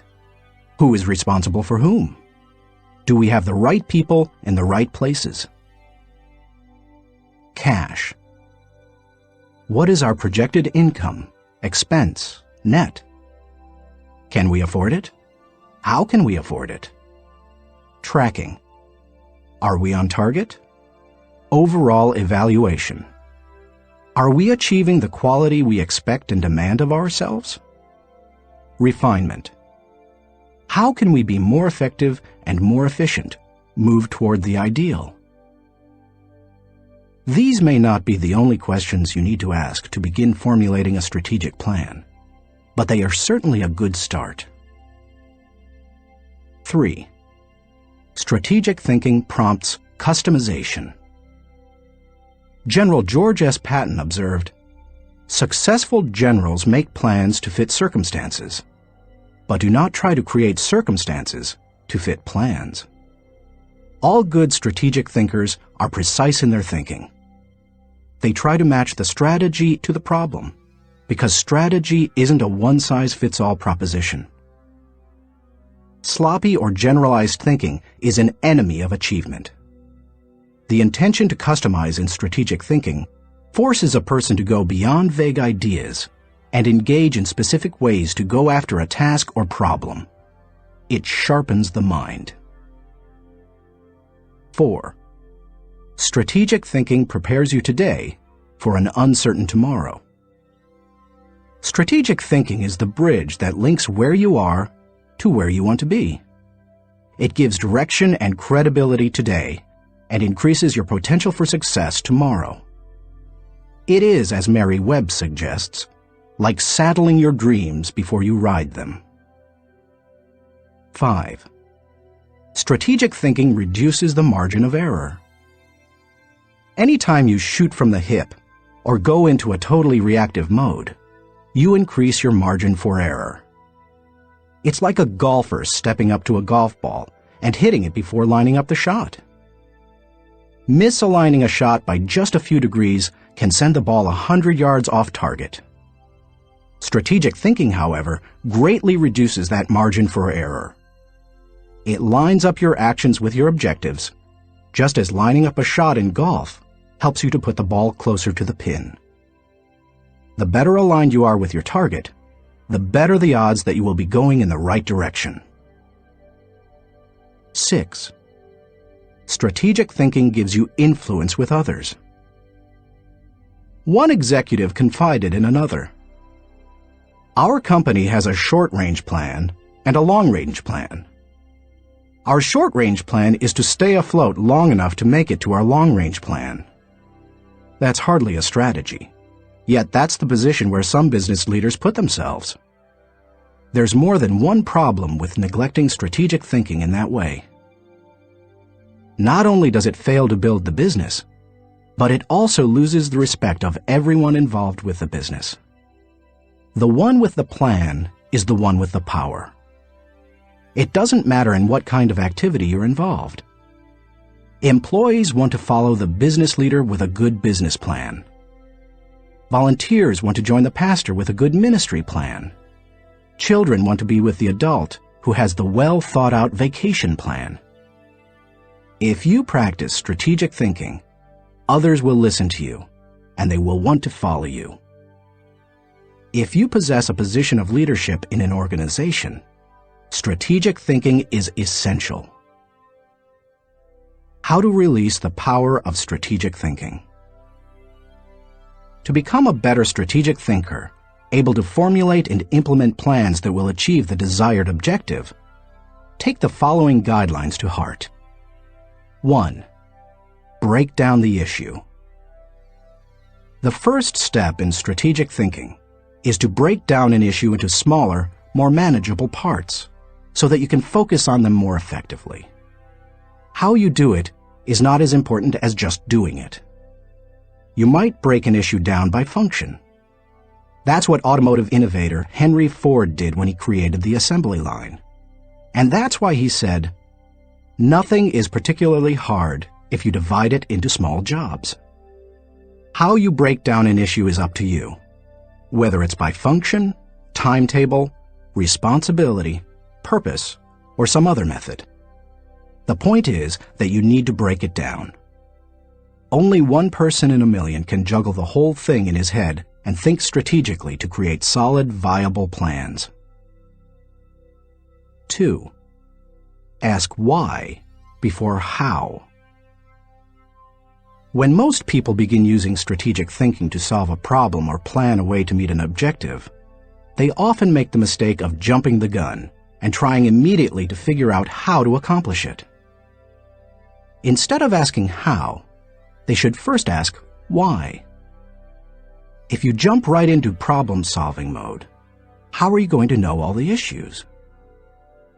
Eugene G. Grace says, "Thousands of engineers can design bridges, calculate strains and stresses, and draw up specifications for machines. But the great engineer is the man who can tell whether the bridge or the machine should be built at all, where it should be built, and when." Asking why helps you to think about all the reasons for decisions. It helps you to open your mind to possibilities and opportunities. The size of an opportunity often determines the level of resources and effort that you must invest. Big opportunities allow for big decisions. If you jump to how too quickly, you might miss that. 3. Identify the real issues and objectives. William Feather, author of The Business of Life, said, "Before it can be solved, a problem must be clearly defined. Too many people rush to solutions, and as a result, they end up solving the wrong problem. To avoid that, ask probing questions to expose the real issues. Challenge all of your assumptions. Collect information even after you think you've identified the issue. You may still have to act with incomplete data, but you don't want to jump to a conclusion before you gather enough information to begin identifying the real issue. Begin by asking, what else could be the real issue? You should also remove any personal agenda. More than almost anything else, that can cloud your judgment. Discovering your real situation and objectives is a major part of the battle. Once the real issues are identified, the solutions are often simple. 4. Review your resources. I already mentioned how important it is to be aware of your resources, but it bears repeating. A strategy that doesn't take into account resources is doomed to failure. Take an inventory. How much time do you have? How much money? What kinds of materials, supplies, or inventory do you have? What are your other assets? What liabilities or obligations will come into play? Which people on the team can make an impact? You know your own organization and profession. Figure out what resources you have at your disposal. 5. Develop your plan. How you approach the planning process depends greatly on your profession and the size of the challenge that you're planning to tackle, so it's difficult to recommend many specifics. However, no matter how you go about planning, take this advice. Start with the obvious. When you tackle an issue or plan that way, it brings unity and consensus to the team, because everyone sees those things. Obvious elements build mental momentum and initiate creativity and intensity. The best way to create a road to the complex is to build on the fundamentals. 6. Put the right people in the right place. It's critical that you include your team as part of your strategic thinking. Before you can implement your plan, you must make sure that you have the right people in place. Even the best strategic thinking won't help if you don't take into account the people part of the equation. Look what happens if you miscalculate. Wrong person. Problems instead of potential. Wrong place. Frustration instead of fulfillment. Wrong plan. Grief instead of growth. Everything comes together, however, when you put together all three elements: the right person, the right place, and the right plan. 7. Keep repeating the process. My friend Olin Hendricks remarked, "Strategic thinking is like showering. You have to keep doing it." If you expect to solve any major problem once, you're in for disappointment.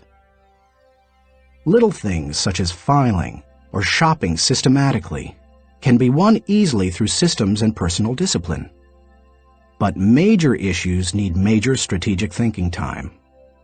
What Thane Yost said is really true. The will to win is worthless if you do not have the will to prepare.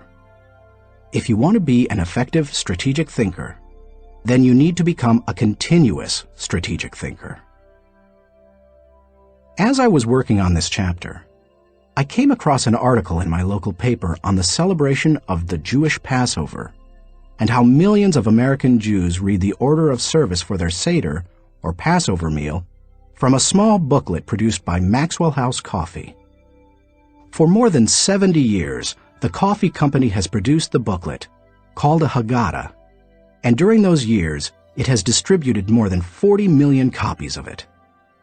"I remember using them all my life," said Regina Witt, who is in her 50s. So does her mother, who is almost 90. It's our tradition. I think it would be very strange not to use them. So how did Maxwell House come to supply the booklets? It was the result of strategic thinking. 80 years ago, marketing man Joseph Jacobs advised that the company could sell coffee during Passover if the product were certified kosher by a rabbi. Since 1923, Maxwell House Coffee has been certified kosher for Passover. And then Jacobs suggested that if they gave away the Haggadah booklets, they could increase sales. They've been creating the booklets and selling coffee during Passover ever since. That's what can happen when you unleash the power of strategic thinking. Thinking question. Am I implementing strategic plans that give me direction for today and increase my potential for tomorrow? Chapter 6. Explore possibility thinking. Nothing is so embarrassing as watching someone do something that you said could not be done. Sam Ewing. People who embrace possibility thinking are capable of accomplishing tasks that seem impossible because they believe in solutions. Here are several reasons why you should become a possibility thinker. 1. Possibility thinking increases your possibilities. When you believe you can do something difficult, and you succeed, many doors open for you.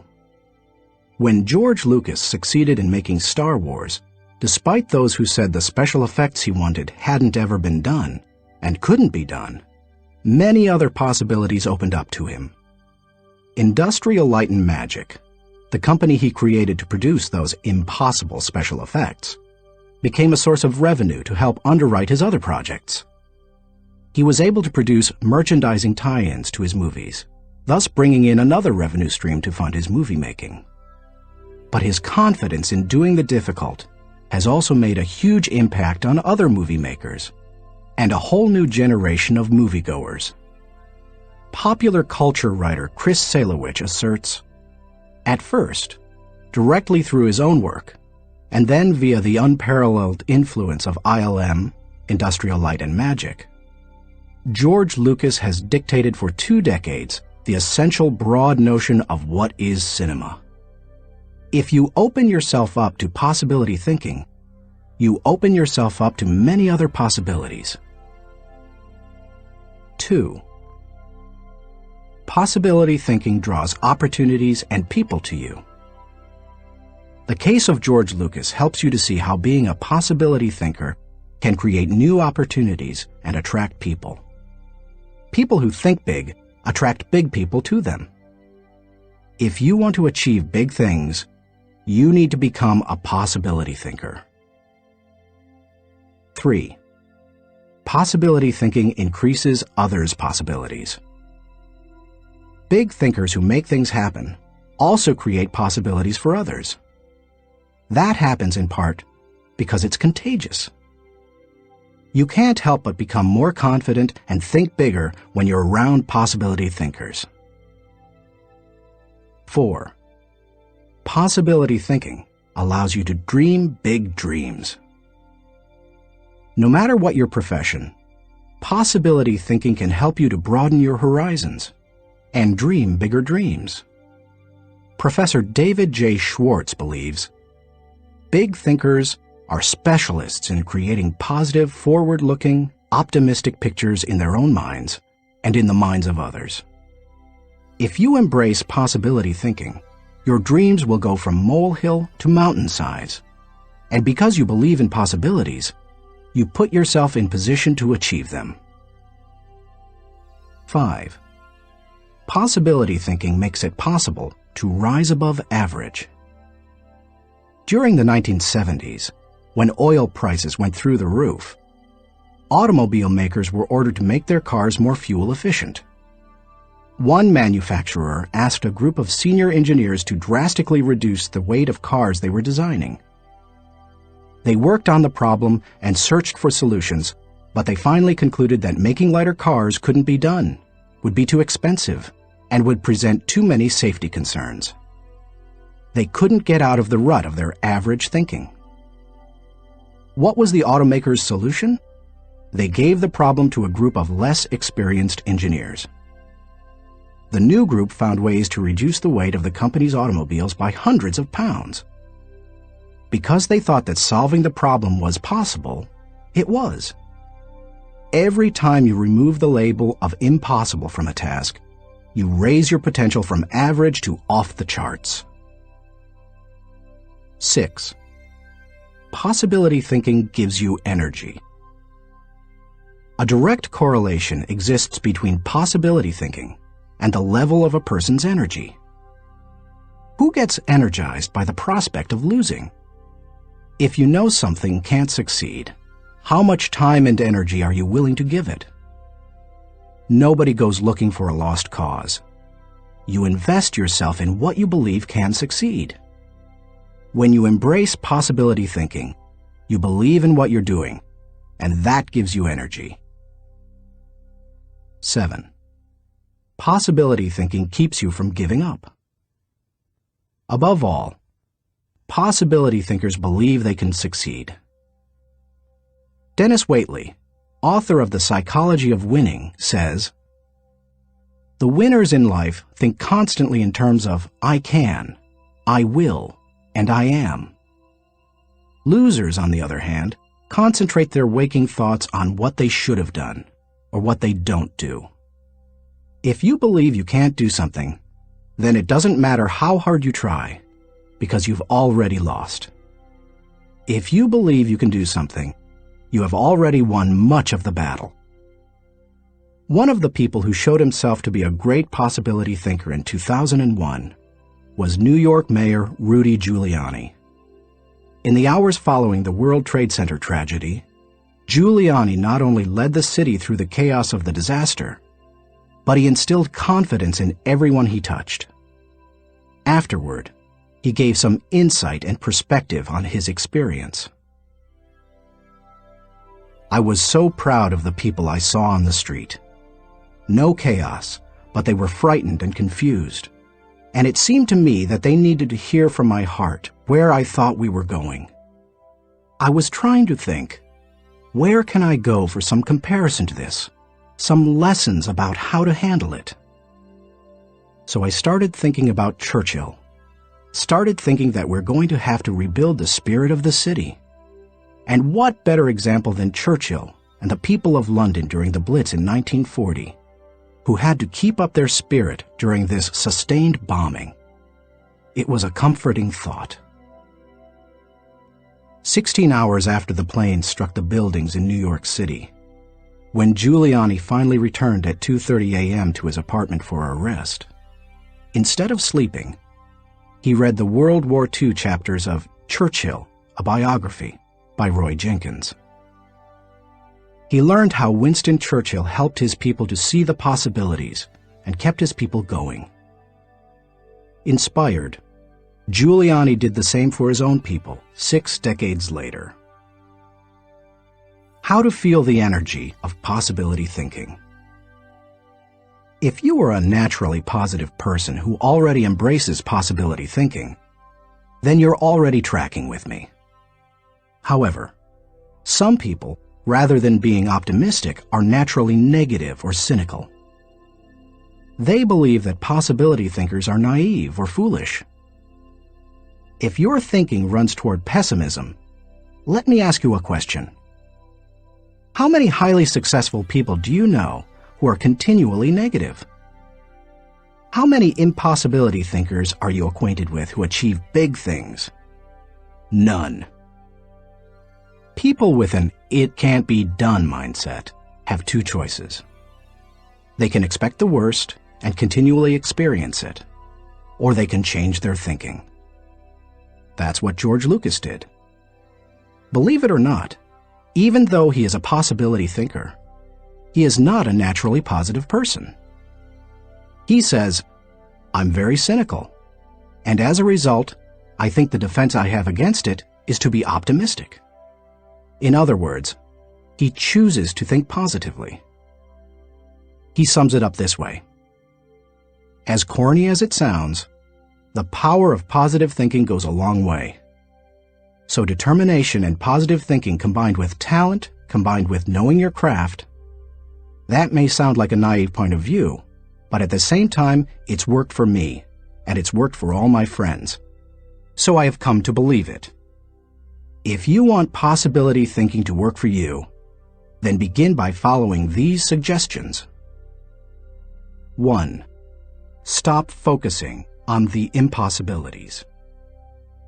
The first step in becoming a possibility thinker is to stop yourself from searching for and dwelling on what's wrong with any given situation. Sports psychologist Bob Rotella recounts, "I tell people, if you don't want to get into positive thinking, that's okay. Just eliminate all the negative thoughts from your mind, and whatever's left will be fine." If possibility thinking is new to you, you're going to have to give yourself a lot of coaching to eliminate some of the negative self-talk you may hear in your head. When you automatically start listing all the things that can go wrong, or all the reasons something can't be done, stop yourself and say, "Don't go there." Then ask, "What's right about this?" That will help to get you started. And if negativity is a really big problem for you, and pessimistic things come out of your mouth before you've even thought them through, you may need to enlist the aid of a friend or family member to alert you every time you utter negative ideas. 2. Stay away from the experts. So-called experts do more to shoot down people's dreams than just about anybody else. Possibility thinkers are very reluctant to dismiss anything as impossible. Rocket pioneer Wernher von Braun said, "I have learned to use the word impossible with the greatest of caution." And Napoleon Bonaparte declared, "The word impossible is not in my dictionary." If you feel you must take the advice of an expert, however, then heed the words of John Andrew Holmes, who asserted, "Never tell a young person that something cannot be done. God may have been waiting centuries for somebody ignorant enough of the impossible to do that thing." If you want to achieve something, give yourself permission to believe it is possible, no matter what experts might say. 3. Look for possibilities in every situation. Becoming a possibility thinker is more than just refusing to let yourself be negative. It's something more. It's looking for positive possibilities despite the circumstances. I recently heard Don Soderquist, former president of Walmart, tell a wonderful story that illustrates how a person can find positive possibilities in any situation. Soderquist had gone with Sam Walton to Huntsville, Alabama, to open several new stores. While there, Walton suggested they visit the competition. Here's what Soderquist said happened. "We went into one store, and I have to tell you that it was the worst store I have ever seen in my life. It was terrible. There were no customers, There was no help on the floor. The aisles were cluttered with merchandise, empty shelves, dirty. It was absolutely terrible. He, Walton, walked one way, and I'd walked the other way, and we'd kind of meet out on the sidewalk. He said, "What'd you think, Don?" I said, "Sam, that is the absolutely worst store I've ever seen in my life. I mean, did you see the aisles?" He said, "Don, did you see the pantyhose rack?" I said, "No, I didn't, Sam. I must have gone on a different aisle than you. I didn't see that." He said, "That was the best pantyhose rack I've ever seen, Don." And he said, "I pulled the fixture out, and on the back was the name of the manufacturer. When we get back, I want you to call that manufacturer and have him come in and visit with our fixture people. I want to put that rack in our stores. It's absolutely the best I've ever seen."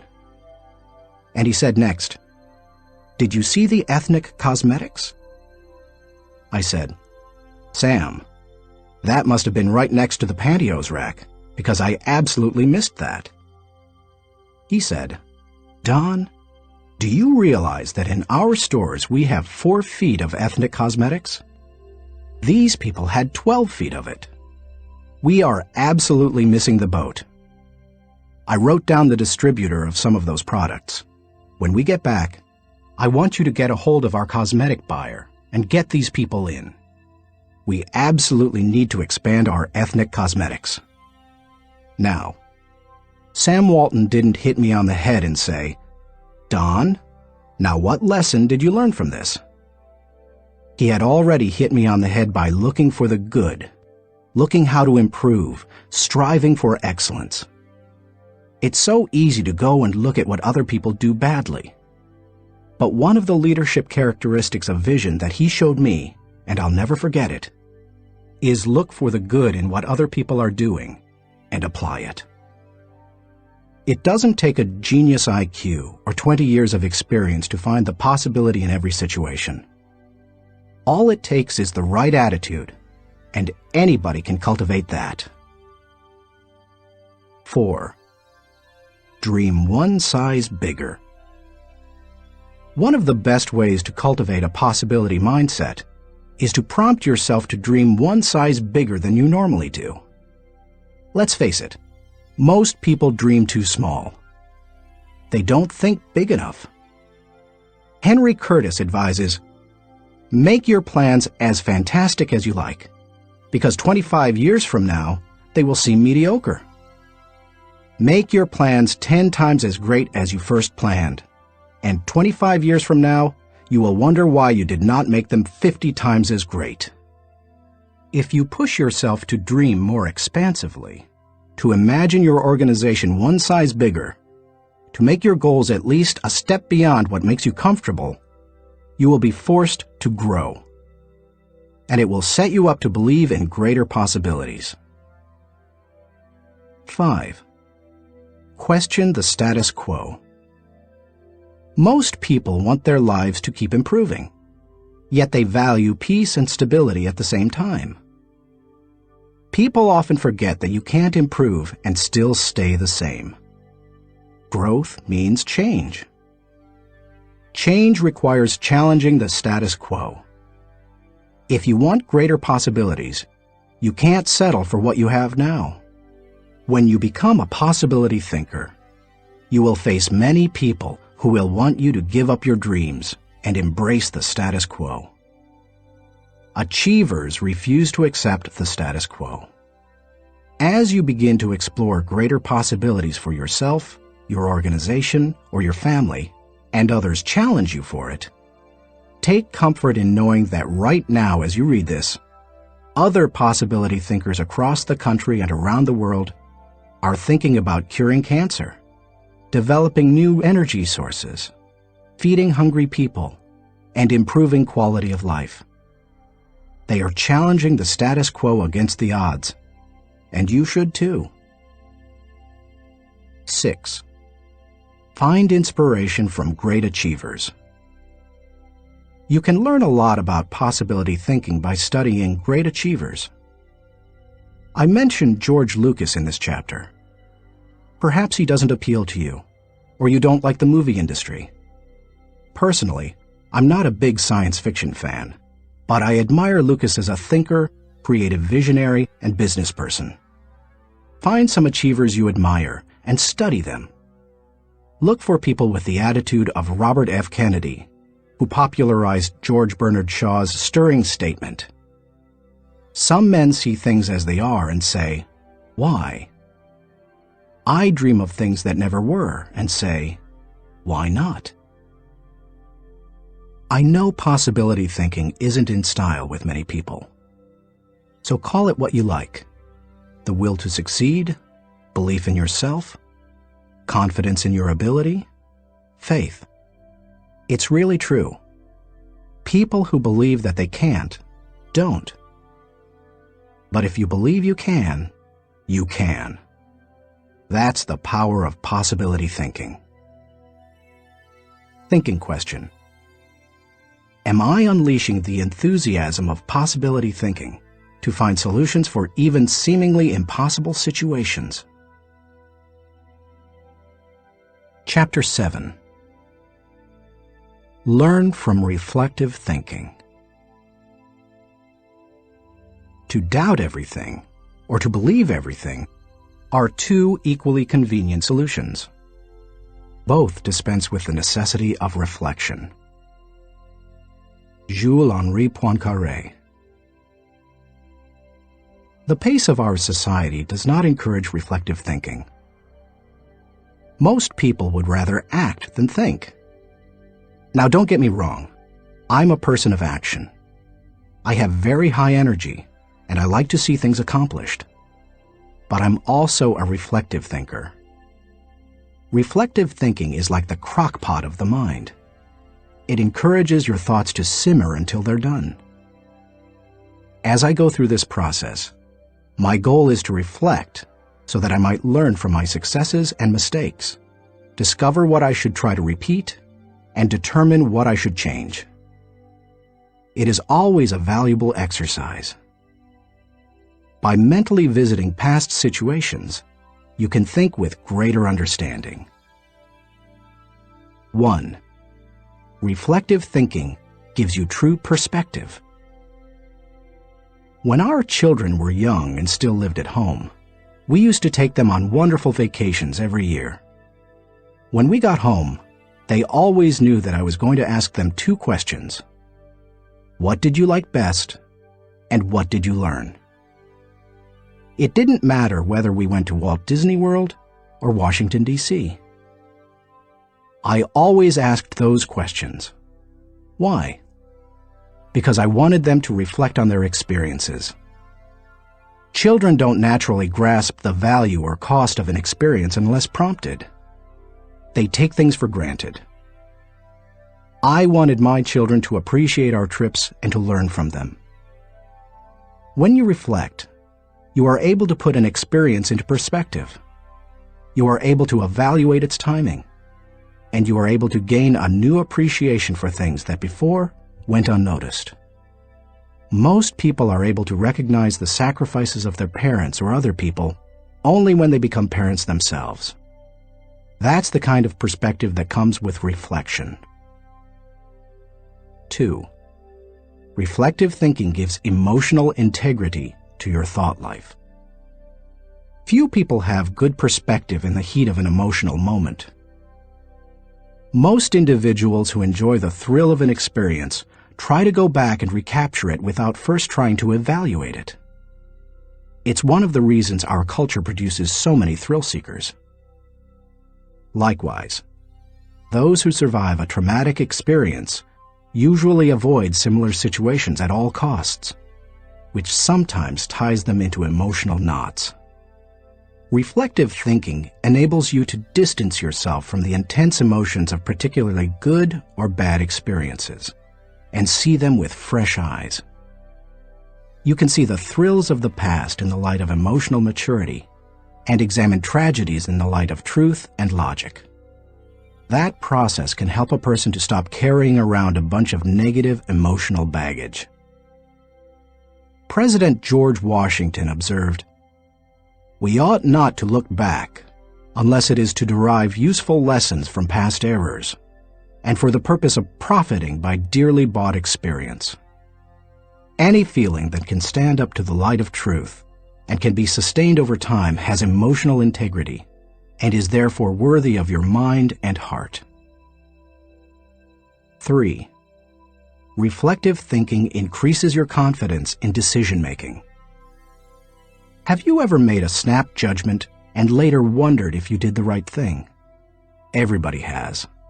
Reflective thinking can help to diffuse that doubt. It also gives you confidence for the next decision. Once you've reflected on an issue, you don't have to repeat every step of the thinking process when you're faced with it again. You've got mental road markers from having been there before. That compresses and speeds up thinking time, and it gives you confidence. And over time, it can also strengthen your intuition. 4. Reflective thinking clarifies the big picture. When you engage in reflective thinking, you can put ideas and experiences into a more accurate context. Reflective thinking encourages us to go back and spend time pondering what we have done and what we have seen. If a person who loses his job reflects on what happened, he may see a pattern of events that led to his dismissal. He will better understand what happened, why it happened, and what things were his responsibility. If he also looks at the incidents that occurred afterward, he may realize that in the larger scheme of things, he's better off in his new position because it better fits his skills and desires. Without reflection, it can be very difficult to see that big picture. 5. Reflective thinking takes a good experience and makes it a valuable experience. When you were just starting out in your career, did it seem that few people were willing to give someone without experience an opportunity?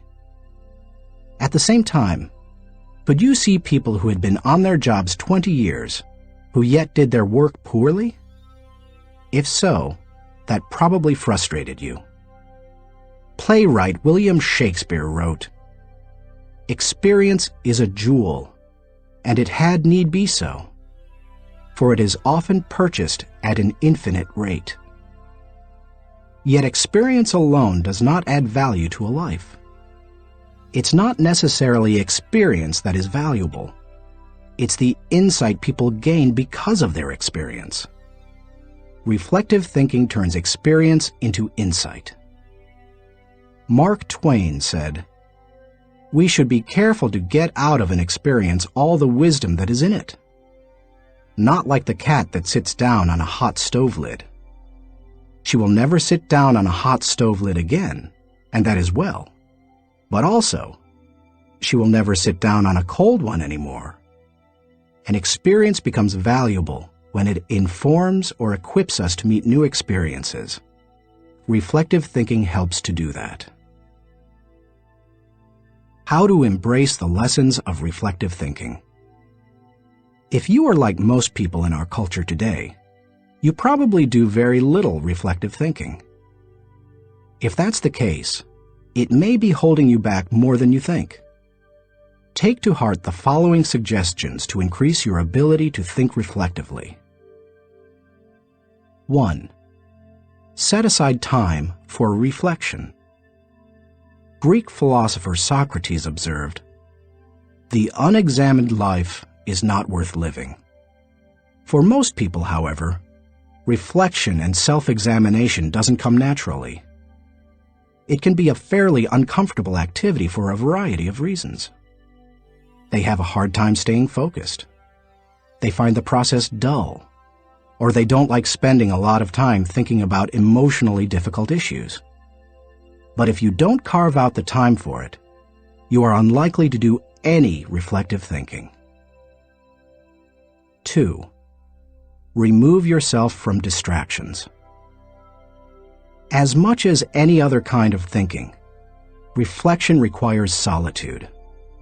Distraction and reflection simply don't mix.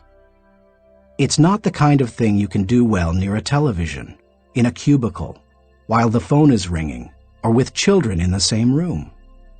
One of the reasons I've been able to accomplish much and keep growing personally is that I've not only set aside time to reflect, but I've separated myself from distractions for short blocks of time.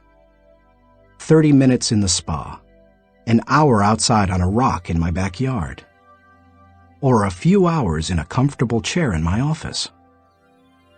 The place doesn't matter, as long as you remove yourself from distractions and interruptions.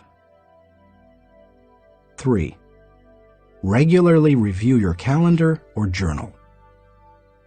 Most people use their calendar as a planning tool, which it is. But few people use it as a reflective thinking tool. What could be better, however, for helping you to review where you have been and what you have done, except maybe a journal?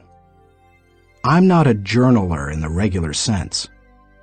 I don't use writing to figure out what I'm thinking and feeling.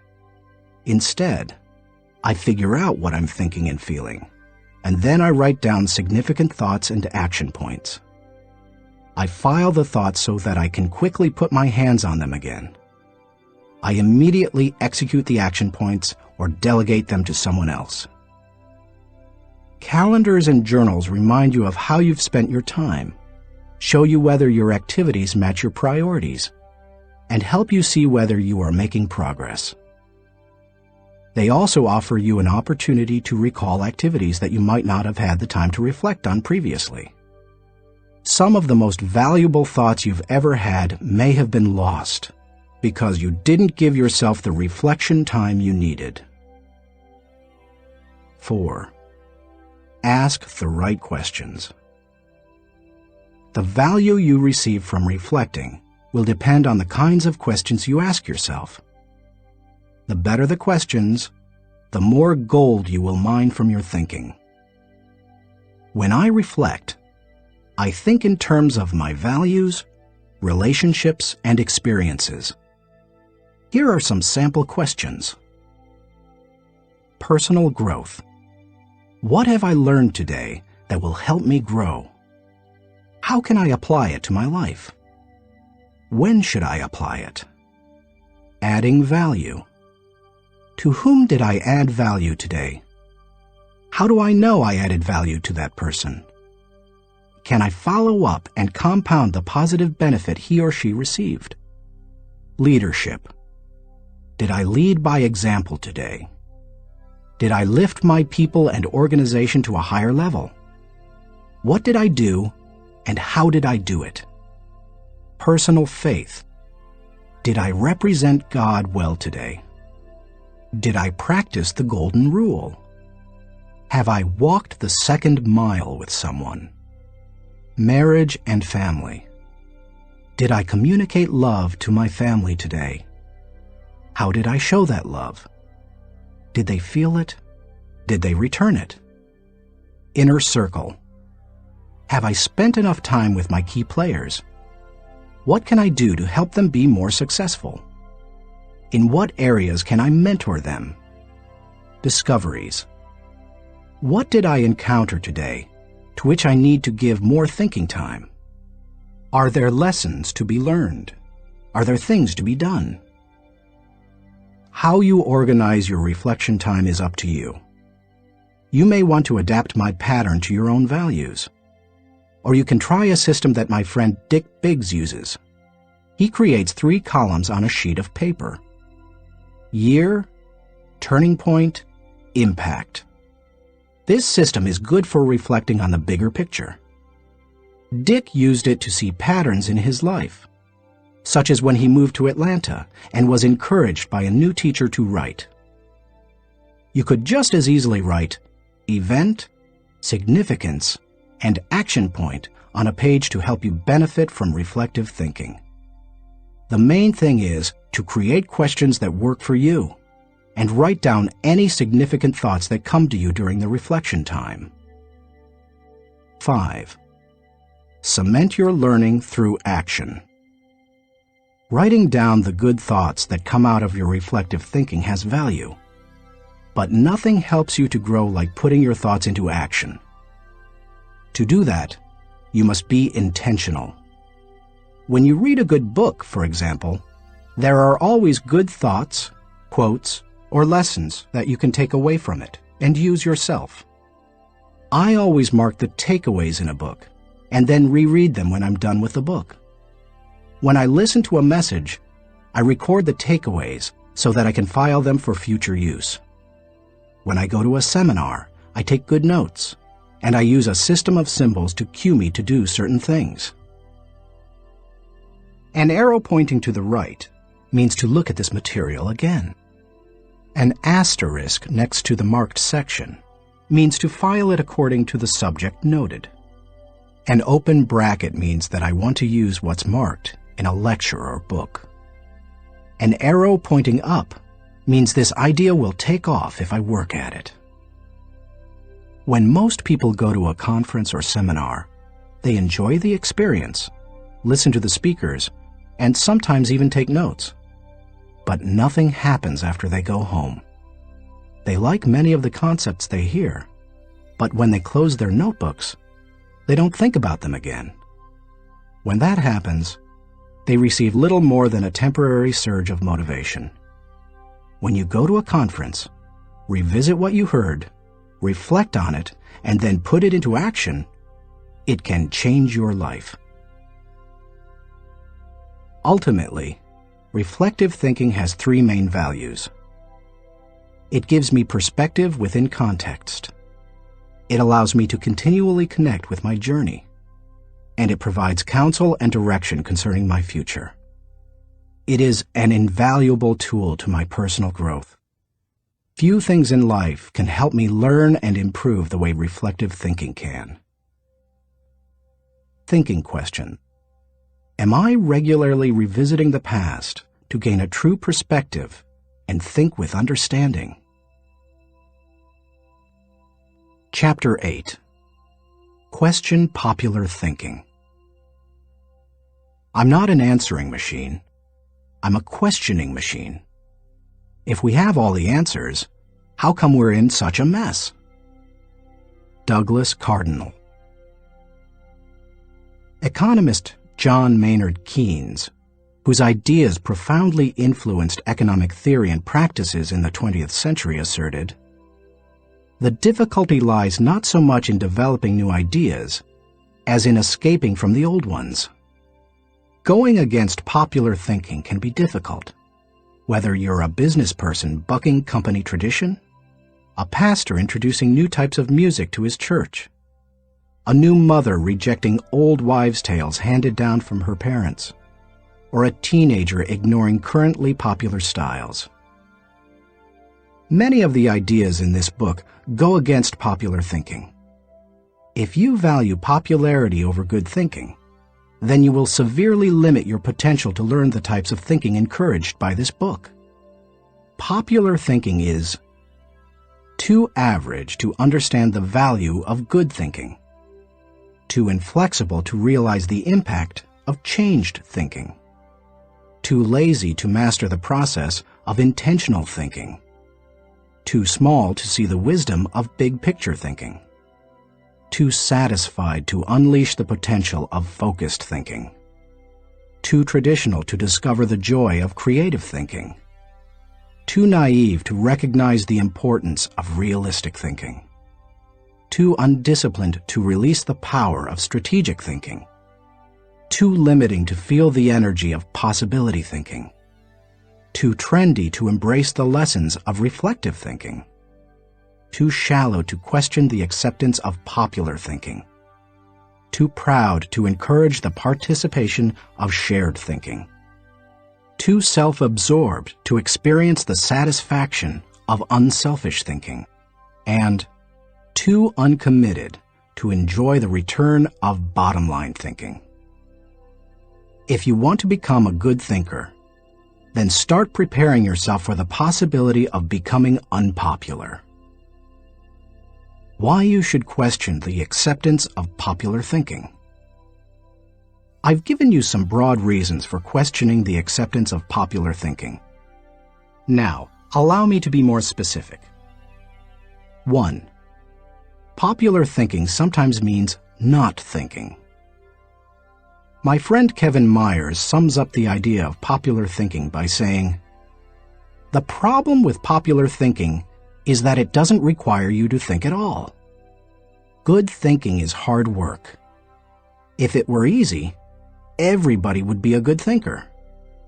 Unfortunately, many people try to live life the easy way. They don't want to do the hard work of thinking or pay the price of success. It's easier to do what other people do and hope that they thought it out." Look at the stock market recommendations of some experts. By the time they publish their picks, most are following a trend, not creating one or even riding its crest. The people who are going to make money on the stocks they recommend have already done so by the time the general public hears about it. When people blindly follow a trend, they're not doing their own thinking. 2. Popular thinking offers false hope. Benno Muller-Hill, a professor in the University of Cologne Genetics Department, tells how one morning in high school he stood last in a line of 40 students in the schoolyard. His physics teacher had set up a telescope so that his students could view a planet and its moons. The first student stepped up to the telescope. He looked through it, but when the teacher asked if he could see anything, the boy said no. His nearsightedness hampered his view. The teacher showed him how to adjust the focus, and the boy finally said he could see the planet and moons. One by one, the students stepped up to the telescope and saw what they were supposed to see. Finally, the second-to-last student looked into the telescope and announced that he could not see anything. "You idiot," shouted the teacher. "You have to adjust the lenses." The student tried, but he finally said, "I still can't see anything. It is all black." The teacher, disgusted, looked through the telescope himself, and then looked up with a strange expression. The lens cap still covered the telescope. None of the students had been able to see anything. Many people look for safety and security in popular thinking. They figure that if a lot of people are doing something, then it must be right. It must be a good idea. If most people accept it, then it probably represents fairness, equality, compassion, and sensitivity, right? Not necessarily. Popular thinking said the Earth was the center of the universe. Yet Copernicus studied the stars and planets and proved mathematically that the Earth and the other planets in our solar system revolved around the sun. Popular thinking said surgery didn't require clean instruments. Yet Joseph Lister studied the high death rates in hospitals and introduced antiseptic practices that immediately saved lives. Popular thinking said that women shouldn't have the right to vote.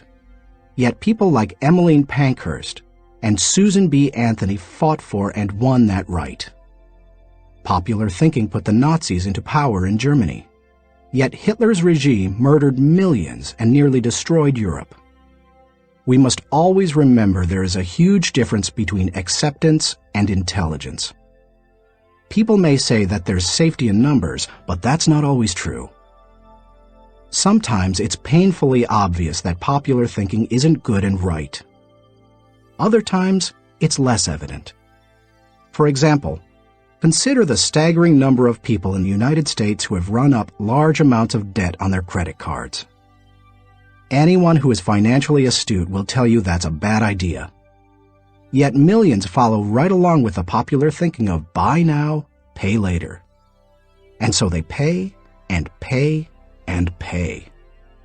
Many promises of popular thinking ring hollow. Don't let them fool you. 3. Popular thinking is slow to embrace change. Popular thinking loves the status quo.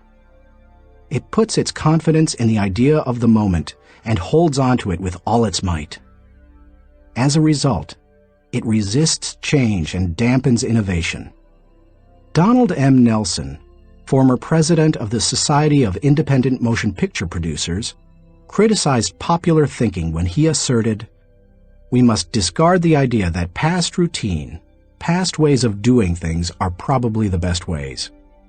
On the contrary, we must assume that there is probably a better way to do almost everything.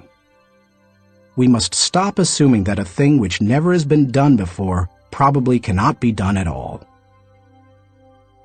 4. Popular thinking brings only average results. The bottom line? Popular thinking brings mediocre results. Here is popular thinking in a nutshell. Popular equals normal equals average. It's the least of the best and the best of the least. We limit our success when we adopt popular thinking. It represents putting in the least energy to just get by. You must reject common thinking if you want to accomplish uncommon results. How to question the acceptance of popular thinking. Popular thinking has often proved to be wrong and limiting. Questioning it isn't necessarily hard once you cultivate the habit of doing so. The difficulty is in getting started. Begin by doing the following things. 1. Think before you follow. Many individuals follow others almost automatically. Sometimes they do so because they desire to take the path of least resistance. Other times they fear rejection, or they believe there's wisdom in doing what everyone else does. But if you want to succeed, you need to think about what's best, not what's popular. Challenging popular thinking requires a willingness to be unpopular and go outside of the norm. Following the tragedy of September 11, 2001, for example, few people willingly chose to travel by plane. But that was the best time to travel. Crowds were down, security was up, and airlines were cutting prices. About a month after the tragedy, my wife Margaret and I heard that Broadway shows had lots of seats and many New York hotel rooms remained empty. Popular thinking said, "Stay away from New York." We used that as an opportunity. We got cheap plane tickets to the city, booked a room in a great hotel for about half price, and got tickets to the most sought-after show, The Producers. As we took our seats in the theater, we sat next to a woman beside herself with excitement. "I can't believe I'm finally here," she said to us. "I've waited so long. This is the best show on Broadway, and the hardest to get tickets to." Then she turned to look me in the eye and said, "I've had my tickets for a year and a half waiting to see this show. How long ago did you get yours?" "You won't like my answer," I replied. "Oh, come on," she said. "How long?" "I got mine 5 days ago," I answered. She looked at us in horror. By the way, she was right. It's one of the best shows we've seen in a while. And we got to see it only because we were willing to go against popular thinking when everyone else was staying at home. As you begin to think against the grain of popular thinking, remind yourself that unpopular thinking, even when resulting in success, is largely underrated, unrecognized, and misunderstood.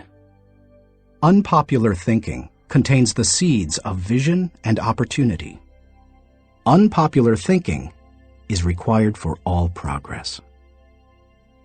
The next time you feel ready to conform to popular thinking on an issue, stop and think.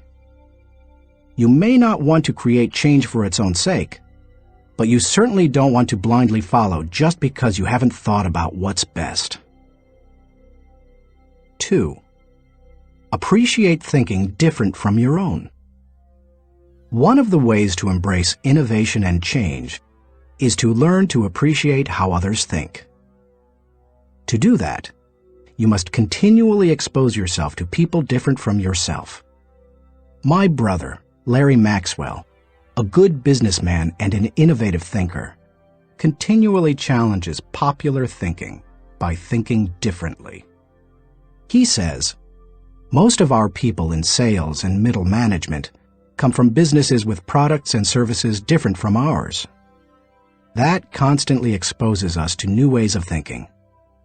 We also discourage our people from active participation in formal business and trade associations and fraternities because their thinking is quite common. They don't need to spend a lot of time thinking the way everyone else in the industry does. As you strive to challenge popular thinking, spend time with people with different backgrounds, education levels, professional experiences, personal interests, etc. You will think like the people with whom you spend the most time. If you spend time with people who think out of the box, you're more likely to challenge popular thinking and break new ground. 3. Continually question your own thinking. Let's face it, any time we find a way of thinking that works, one of our greatest temptations is to go back to it repeatedly, even if it no longer works well. The greatest enemy to tomorrow's success is sometimes today's success. My friend Andy Stanley recently taught a leadership lesson at Enjoy's Catalyst Conference called Challenging the Process. He described how progress must be preceded by change, and he pointed out many of the dynamics involved in questioning popular thinking. In an organization, he said, we should remember that every tradition was originally a good idea, and perhaps even revolutionary. But every tradition may not be a good idea for the future. In your organization, if you were involved in putting into place what currently exists, then it's likely that you will resist change, even change for the better. That's why it's important to challenge your own thinking. If you're too attached to your own thinking and how everything is done now, then nothing will change for the better. 4. Try new things in new ways. When was the last time you did something for the first time? Do you avoid taking risks or trying new things? One of the best ways to get out of the rut of your own thinking is to innovate. You can do that in little everyday ways. Drive to work a different way from normal. Order an unfamiliar dish at your favorite restaurant. Ask a different colleague to help you with a familiar project. Take yourself off of autopilot. Unpopular thinking asks questions and seeks options. In 1997, my 3 companies moved to Atlanta, Georgia. It's a great city, but traffic at peak times can get crazy. Immediately after moving here, I began looking for and testing alternative routes to desired destinations so that I would not be caught in traffic. From my house to the airport, for example, I have discovered and used 9 routes within 8 miles and 12 minutes from one another. Often, I am amazed to see people sitting on the freeway when they could be moving forward on an alternative route. What is the problem? Too many people have not tried new things in new ways. It is true. Most people are more satisfied with old problems than committed to finding new solutions. How you go about doing new things in new ways is not as important as making sure you do it. Besides, if you try to do new things in the same way that everyone else does, are you really going against popular thinking? Get out there and do something different today. 5.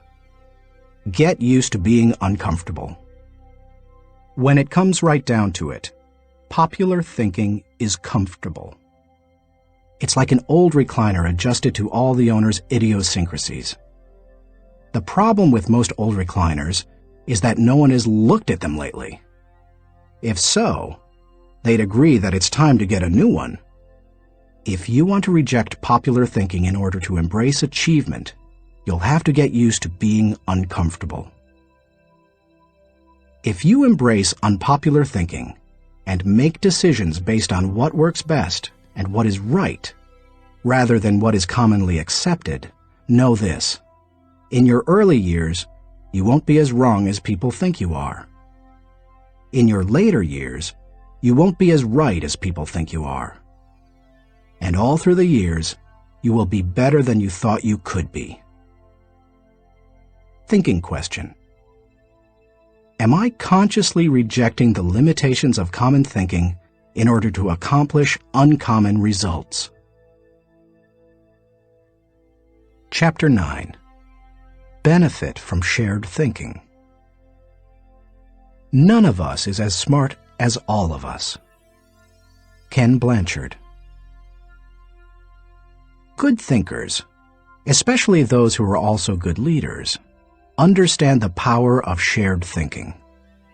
They know that when they value the thoughts and ideas of others, they receive the compounding results of shared thinking and accomplish more than they ever could on their own. Those who participate in shared thinking understand the following. 1. Shared thinking is faster than solo thinking. We live in a truly fast-paced world. To function at its current rate of speed, we can't go it alone.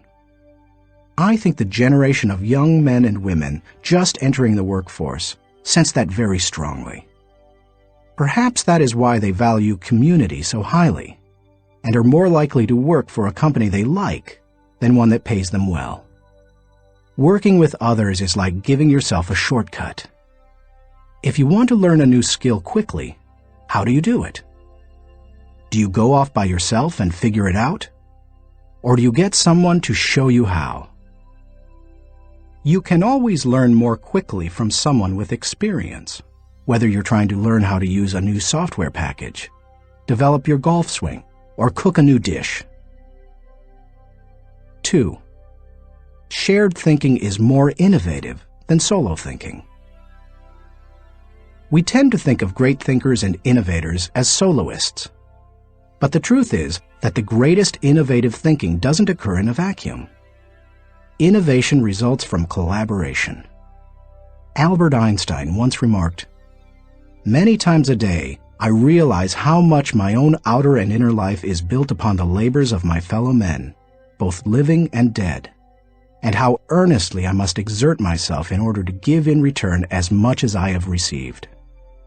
Shared thinking leads to greater innovation, whether you look at the work of researchers Marie and Pierre Curie, surrealists Luis Buñuel and Salvador Dali, or songwriters John Lennon and Paul McCartney. If you combine your thoughts with the thoughts of others, you will come up with thoughts you've never had. 3. Shared thinking brings more maturity than solo thinking. As much as we would like to think that we know it all, each of us is probably painfully aware of our blind spots and areas of inexperience. When I first started out as a pastor, I had dreams and energy, but little experience. To try to overcome that, I attempted to get several high-profile pastors of growing churches to share their thinking with me. In the early 1970s, I wrote letters to the 10 most successful pastors in the country, offering them what was a huge amount of money to me at the time, $100, to meet me for an hour so that I could ask them questions. When one said yes, I'd visit him. I didn't talk much, except to ask a few questions. I wasn't there to impress anyone or satisfy my ego. I was there to learn. I listened to everything he said, took careful notes, and absorbed everything I could. Those experiences changed my life. You've had experiences I haven't, and I've had experiences you haven't. Put us together, and we bring a broader range of personal history, and therefore maturity, to the table. If you don't have the experience you need, hook up with someone who does. 4.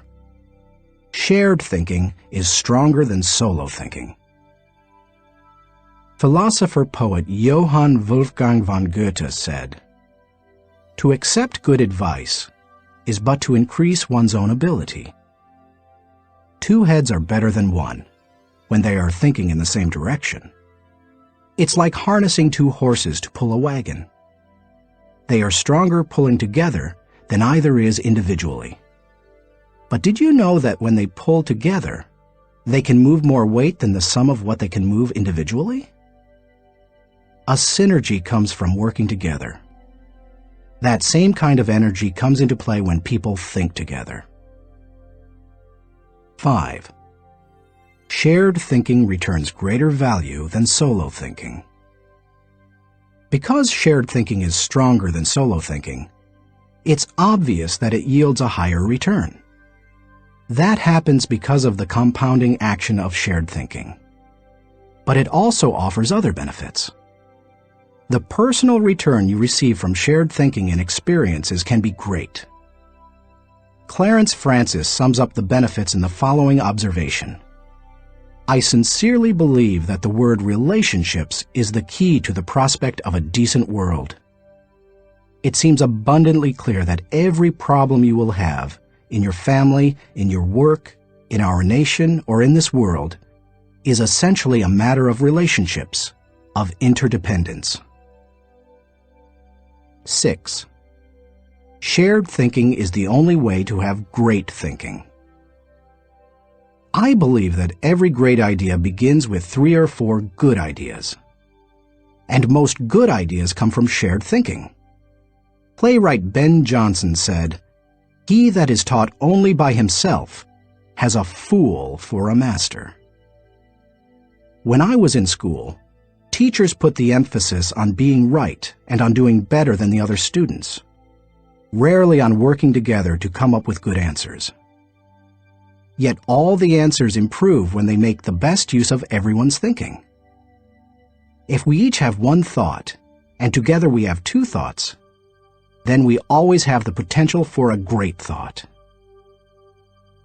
How to encourage the participation of shared thinking.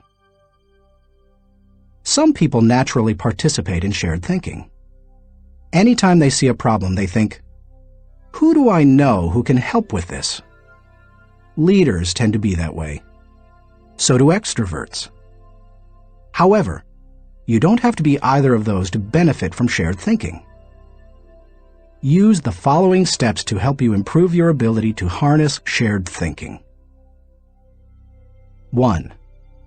Value the ideas of others. First, believe that the ideas of other people have value. If you don't, your hands will be tied.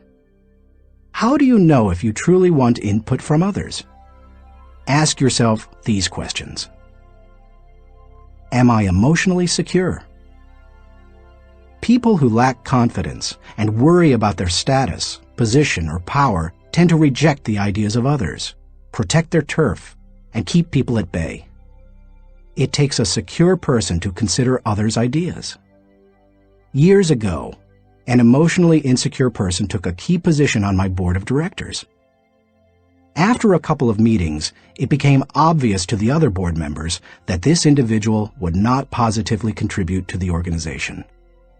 I asked a seasoned leader on the board, "Why does this person always do and say things that hinder our progress?" I'll never forget his reply. Hurting people hurt people. Do I place value on people? You won't value the ideas of a person if you don't value and respect the person himself or herself. Have you ever considered your conduct around people you value versus those you don't? Look at the differences. If I value people, I want to spend time with them. If I don't value people, I don't want to be around them. If I value people, I listen to them. If I don't value people, I neglect to listen. If I value people, I want to help them. If I don't value people, I don't offer them help. If I value people, I am influenced by them. If I don't value people, I ignore them. If I value people, I respect them. If I don't value people, I am indifferent. Do I value the interactive process? A wonderful synergy often occurs as the result of shared thinking. It can take you places you've never been. Publisher Malcolm Forbes asserted, "Listening to advice often accomplishes far more than heeding it." I must say, I didn't always value shared thinking. For many years, I tended to withdraw when I wanted to develop ideas. Only reluctantly did I work on ideas with others. When a colleague challenged me on this, I started to analyze my hesitancy. I realized that it went back to my college experience. Some days in the classroom, I could tell that a teacher was unprepared to lecture, and instead spent the class time asking us to give our uninformed opinions on a subject. Most of the time, the opinions seemed no better than mine. I had come to class so that the professor could teach me. I realized that the process of shared ideas wasn't the problem. It was who was doing the talking. Shared thinking is only as good as the people doing the sharing. Since learning that lesson, I have embraced the interactive process, and now I believe it is one of my strengths. Still, I always think about whom I bring around the table for a shared thinking session. I'll tell you my guidelines for whom I invite later in this chapter. You must open yourself up to the idea of sharing ideas before you will engage in the process of shared thinking. 2. Move from competition to cooperation. Jeffrey J. Fox, author of How to Become CEO, says, "Always be on the lookout for ideas. Be completely indiscriminate as to the source. Get ideas from customers, children, competitors, other industries, or cab drivers. It doesn't matter who thought of an idea." A person who values cooperation desires to complete the ideas of others, not compete with them. If someone asks you to share ideas, focus on helping the team, not getting ahead personally. And if you are the one who brings people together to share their thoughts, praise the idea more than the source of the idea. If the best idea always wins, rather than the person who offered it, then all will share their thoughts with greater enthusiasm. 3. Have an agenda when you meet. I enjoy spending time with certain people, whether we discuss ideas or not. My wife Margaret, my children, my grandchildren, my parents. Though we often do discuss ideas, it doesn't bother me if we don't. We are family. When I spend time with nearly anyone else in my life, however, I have an agenda. I know what I want to accomplish. The more I respect the wisdom of the person, the more I listen. For example, when I meet with someone I'm mentoring, I let the person ask the questions, but I expect to do most of the talking. When I meet with someone who mentors me, like Bill Bright, I mostly keep my mouth shut. In other relationships, the give and take is more even. But no matter with whom I meet, I have a reason for getting together, and I have an expectation for what I'll give to it and get from it. That's true whether it's for business or pleasure. 4. Get the right people around the table. To get anything of value out of shared thinking, you need to have people around the table who bring something to the table. As you prepare to ask people to participate in shared thinking, use the following criteria for the selection process. Choose people whose greatest desire is the success of the ideas. People who can add value to another's thoughts. People who can emotionally handle quick changes in the conversation.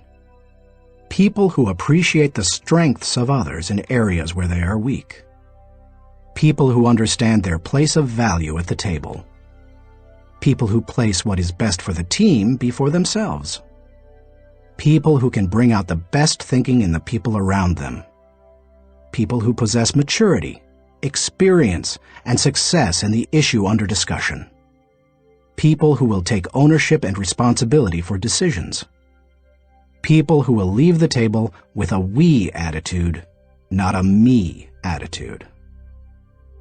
Too often we choose our brainstorming partners based on feelings of friendship or circumstances or convenience.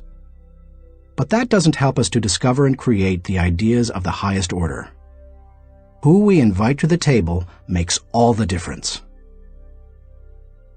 5. Compensate good thinkers and collaborators well. Successful organizations practice shared thinking. If you lead an organization, department, or team, then you can't afford to be without people who are good at shared thinking. As you recruit and hire, look for good thinkers who value others, have experience with the collaborative process, and are emotionally secure. Then, pay them well, and challenge them to use their thinking skills and share their ideas often. Nothing adds value like a lot of good thinkers putting their minds together. No matter what you're trying to accomplish, you can do it better with shared thinking. That is why I spent much of my life teaching leadership. Good leadership helps to put together the right people at the right time for the right purpose so that everybody wins. All it takes is the right people and a willingness to participate in shared thinking. Thinking question. Am I consistently including the heads of others to think over my head and achieve compounding results? Chapter 10. Practice unselfish thinking. We cannot hold a torch to light another's path without brightening our own. Ben Sweetland. So far in this book, we've discussed many kinds of thinking that can help you to achieve more. Each of them has the potential to make you more successful. Now I want to acquaint you with a kind of thinking with the potential to change your life in another way. It might even redefine how you view success. Unselfish thinking can often deliver a return greater than any other kind of thinking. Take a look at some of its benefits. 1. Unselfish thinking brings personal fulfillment. Few things in life bring greater personal rewards than helping others. Charles H. Burr believed, "Getters generally don't get happiness. Givers get it." Helping people brings great satisfaction.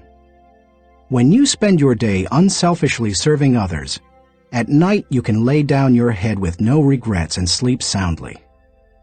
In Bringing Out the Best in People, Alan Loy McGuinness remarked, "There is no more noble occupation in the world than to assist another human being, to help someone succeed." Even if you have spent much of your life pursuing selfish gain, it's never too late to have a change of heart. Even the most miserable person, like Charles Dickens' Scrooge, can turn his life around and make a difference for others. That's what Alfred Nobel did. When he saw his own obituary in the newspaper, his brother had died, and the editor had written about the wrong Nobel, saying that the explosives his company produced had killed many people. Nobel vowed to promote peace and acknowledge contributions to humanity. That is how the Nobel Prizes came into being. 2. Unselfish thinking adds value to others. In 1904, Bessie Anderson Stanley wrote the following definition of success in Brown Book magazine. "He has achieved success who has lived well, laughed often, and loved much, who has enjoyed the trust of pure women, the respect of intelligent men, and the love of little children, who has filled his niche and accomplished his task, who has left the world better than he found it, whether by an improved poppy, a perfect poem, or a rescued soul, who has never lacked appreciation of Earth's beauty or failed to express it, who has always looked for the best in others and given them the best he had, whose life was an inspiration, whose memory a benediction. When you get outside of yourself and make a contribution to others, you really begin to live. 3. Unselfish thinking encourages other virtues. When you see a 4-year-old, you expect to observe selfishness. But when you see it in a 40-year-old, it's not very attractive, is it? Of all the qualities a person can pursue, unselfish thinking seems to make the biggest difference toward cultivating other virtues. I think that's because the ability to give unselfishly is so difficult. It goes against the grain of human nature. But if you can learn to think unselfishly and become a giver, then it becomes easier to develop many other virtues: gratitude, love, respect, patience, discipline, etc. 4. Unselfish thinking increases quality of life. The spirit of generosity created by unselfish thinking gives people an appreciation for life and an understanding of its higher values. Seeing those in need and giving to meet that need puts a lot of things into perspective. It increases the quality of life of the giver and the receiver. That's why I believe that there is no life as empty as the self-centered life. There is no life as centered as the self-empty life. If you want to improve your world, then focus your attention on helping others. 5. Unselfish thinking makes you part of something greater than yourself. Merck & Company, the global pharmaceutical corporation, has always seen itself as doing more than just producing products and making a profit. It desires to serve humanity. In the mid-1980s, the company developed a drug to cure river blindness, a disease that infects and causes blindness in millions of people, particularly in developing countries. While it was a good product, potential customers couldn't afford to buy it. So what did Merck do? It developed the drug anyway, and in 1987 announced that it would give the medicine free to anyone who needed it. As of 1998, the company had given more than 250 million tablets away. George W. Merck says, "We try never to forget that medicine is for the people. It is not for the profits. The profits follow, and if we have remembered that, they have never failed to appear." The lesson to be learned? Simple. Instead of trying to be great, be part of something greater than yourself. 6. Unselfish thinking creates a legacy. Jack Balasek, President and Chief Operating Officer of True North Communications, says, "Learn, earn, return. These are the 3 phases of life. The first third should be devoted to education, the second third to building a career and making a living, and the last third to giving back to others, returning something in gratitude. Each state seems to be a preparation for the next one. If you are successful, it becomes possible for you to leave an inheritance for others. But if you desire to do more, to create a legacy, then you need to leave that in others. When you think unselfishly and invest in others, you gain the opportunity to create a legacy that will outlive you. How to experience the satisfaction of unselfish thinking. I think most people recognize the value of unselfish thinking, and most would even agree that it's an ability they would like to develop. Many people, however, are at a loss concerning how to change their thinking. To begin cultivating the ability to think unselfishly, I recommend that you do the following. 1. Put others first. The process begins with realizing that everything is not about you. That requires humility and a shift in focus. In The Power of Ethical Management, Ken Blanchard and Norman Vincent Peale wrote, "People with humility don't think less of themselves. They just think of themselves less." If you want to become less selfish in your thinking, then you need to stop thinking about your wants and begin focusing on others' needs. Paul the Apostle exhorted, "Do nothing out of selfish ambition or vain conceit, but in humility consider others better than yourselves." Each of you should look not only to your own interests, but also to the interests of others. Make a mental and emotional commitment to look out for the interests of others. 2. Expose yourself to situations where people have needs. It's one thing to believe you are willing to give unselfishly. It's another to actually do it. To make the transition, you need to put yourself in a position where you can see people's needs and do something about it. The kind of giving you do isn't important at first. You can serve at your church, make donations to a food bank, volunteer professional services, or give to a charitable organization. The point is to learn how to give and to cultivate the habit of thinking like a giver. 3. Give quietly or anonymously. Once you have learned to give of yourself, then the next step is to learn to give when you cannot receive anything in return. It's almost always easier to give when you receive recognition for it than it is when no one is likely to know about it. The people who give in order to receive a lot of fanfare, however, have already received any reward they will get. There are spiritual, mental, and emotional benefits that come only to those who give anonymously. If you've never done it before, try it. 4. Invest in people intentionally. The highest level of unselfish thinking comes when you give of yourself to another person for that person's personal development or well-being. If you're married or a parent, you know this from personal experience. What does your spouse value most highly? Money in the bank or your time freely given? What would small children really rather have from you? A toy or your undivided attention? The people who love you would rather have you than what you can give them. If you want to become the kind of person who invests in people, then consider others and their journey so that you can collaborate with them. Each relationship is like a partnership created for mutual benefit.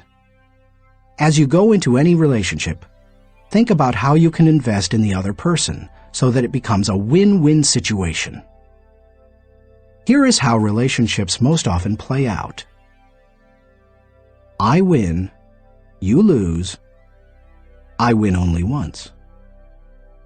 You win, I lose, you win only once. We both win, we win many times. We both lose, goodbye partnership. The best relationships are win-win. Why don't more people go into relationships with that attitude? I'll tell you why. Most people want to make sure that they win first. Unselfish thinkers, on the other hand, go into a relationship and make sure that the other person wins first. And that makes all the difference. 5.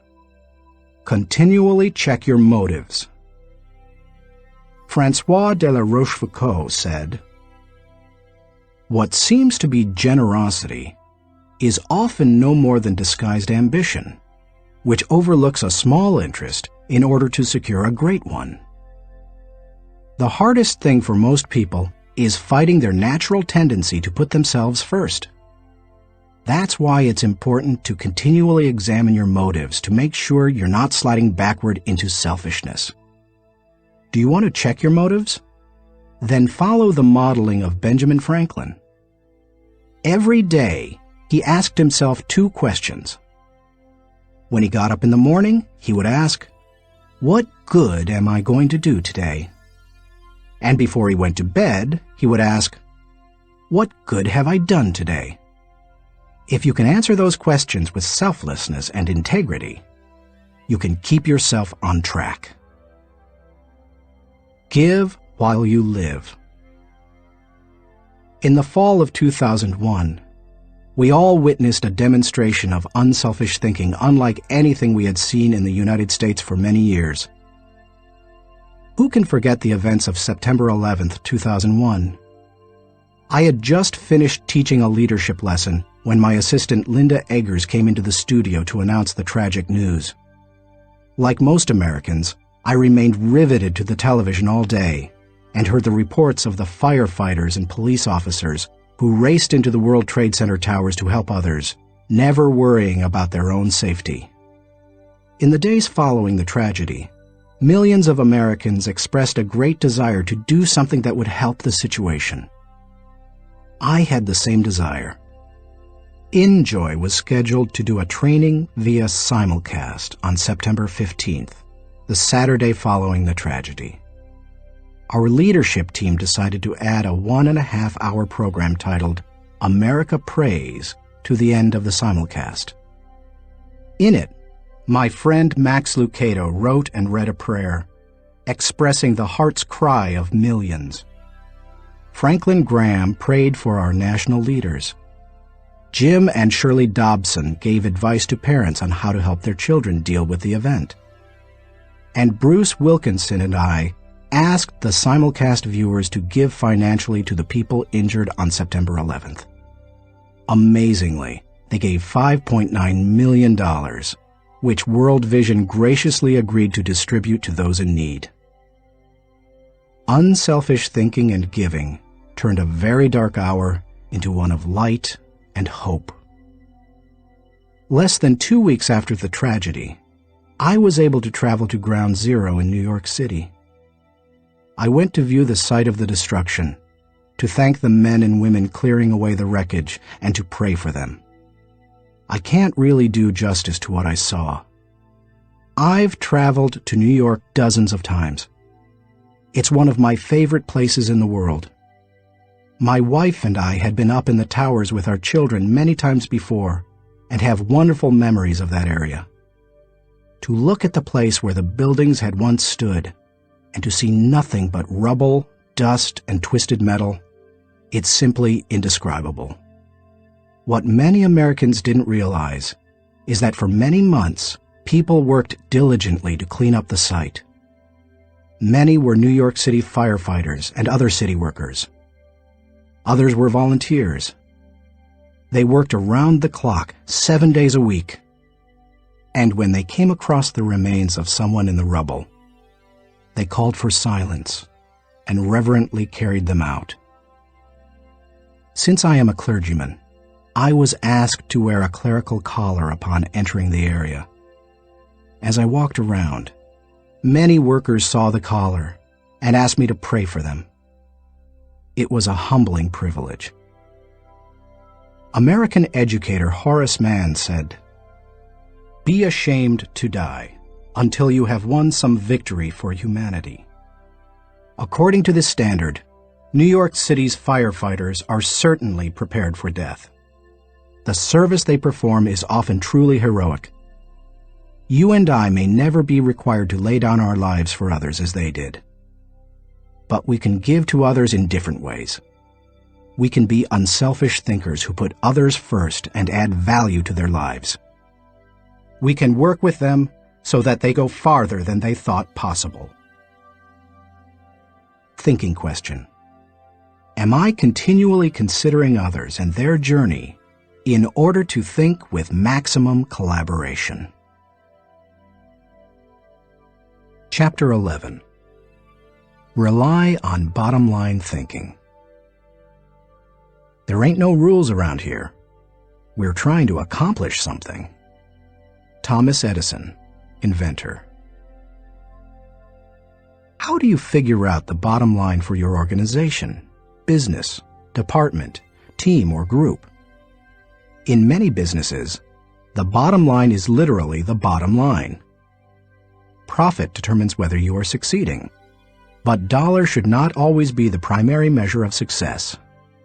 Would you measure the ultimate success of your family by how much money you had at the end of the month or year? And if you run a non-profit or volunteer organization, how would you know whether you were performing at your highest potential? How do you think bottom line in that situation? A non-profit's bottom line. Frances Hesselbein had to ask herself exactly that question in 1976, when she became the National Executive Director of the Girl Scouts of America. When she first got involved with the Girl Scouts, running the organization was the last thing she expected. She and her husband John were partners in Hesselbein Studios, a small family business that filmed television commercials and promotional films. She wrote the scripts, and he made the films. In the early 1950s, she was recruited as a volunteer troop leader at the Second Presbyterian Church in Johnstown, Pennsylvania. Even that was unusual, since she had a son and no daughters. But she agreed to do it on a temporary basis. She must have loved it, because she led the troop for 9 years. In time, she became council president and a member of the national board. Then she served as executive director of the Tallis Rock Girl Scout Council, a full-time paid position. By the time she took the job as CEO of the national organization, the Girl Scouts was in trouble. The organization lacked direction.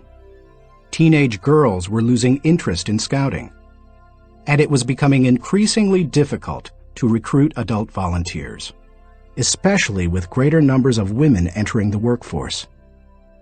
Meanwhile, the Boy Scouts was considering opening itself to girls. Hesselbein desperately needed to bring the organization back to the bottom line. We kept asking ourselves very simple questions, she says. What is our business? Who is our customer? And what does the customer consider value? If you're the Girl Scouts, IBM, or AT&T, you have to manage for a mission. Hesselbein's focus on mission enabled her to identify the Girl Scouts' bottom line. We really are here for one reason: to help a girl reach her highest potential. More than any one thing, that made the difference. Because when you are clear about your mission, corporate goals and operating objectives flow from it. Once she figured out her bottom line, she was able to create a strategy to try to achieve it. She started by reorganizing the national staff. Then she created a planning system to be used by each of the 350 regional councils. And she introduced management training to the organization.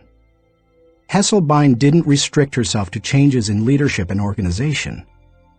In the 1960s and 70s, the country had changed, and so had its girls. But the Girl Scouts hadn't. Hesselbein tackled that issue too. The organization made its activities more relevant to the current culture, giving greater opportunities for use of computers, for example, rather than hosting a party.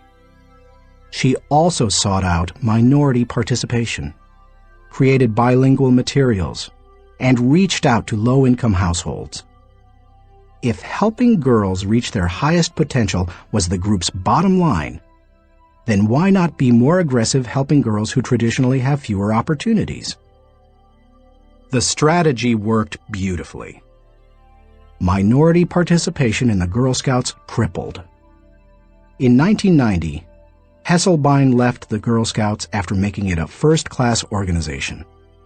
She went on to become the founding president and CEO of the Peter F. Drucker Foundation for Nonprofit Management, and now serves as chairman of its board of governors. And in 1998, she was awarded the Presidential Medal of Freedom. President Clinton said of Hesselbein during the ceremony at the White House, She has shared her remarkable recipe for inclusion and excellence with countless organizations whose bottom line is measured not in dollars, but in changed lives. He couldn't have said it better. Why you should enjoy the return of bottom-line thinking. If you are accustomed to thinking of the bottom line only as it relates to financial matters, then you may be missing some things crucial to you and your organization. Instead, think of the bottom line as the end, the takeaway, the desired result. Every activity has its own unique bottom line. If you have a job, your work has a bottom line. If you serve in your church, your activity has a bottom line. So does your effort as a parent or spouse, if you are one. As you explore the concept of bottom-line thinking, recognize that it can help you in many ways. 1. Bottom-line thinking provides great clarity. What's the difference between bowling and work? When bowling, it takes only 3 seconds to know how you've done. That's one reason people love sports so much.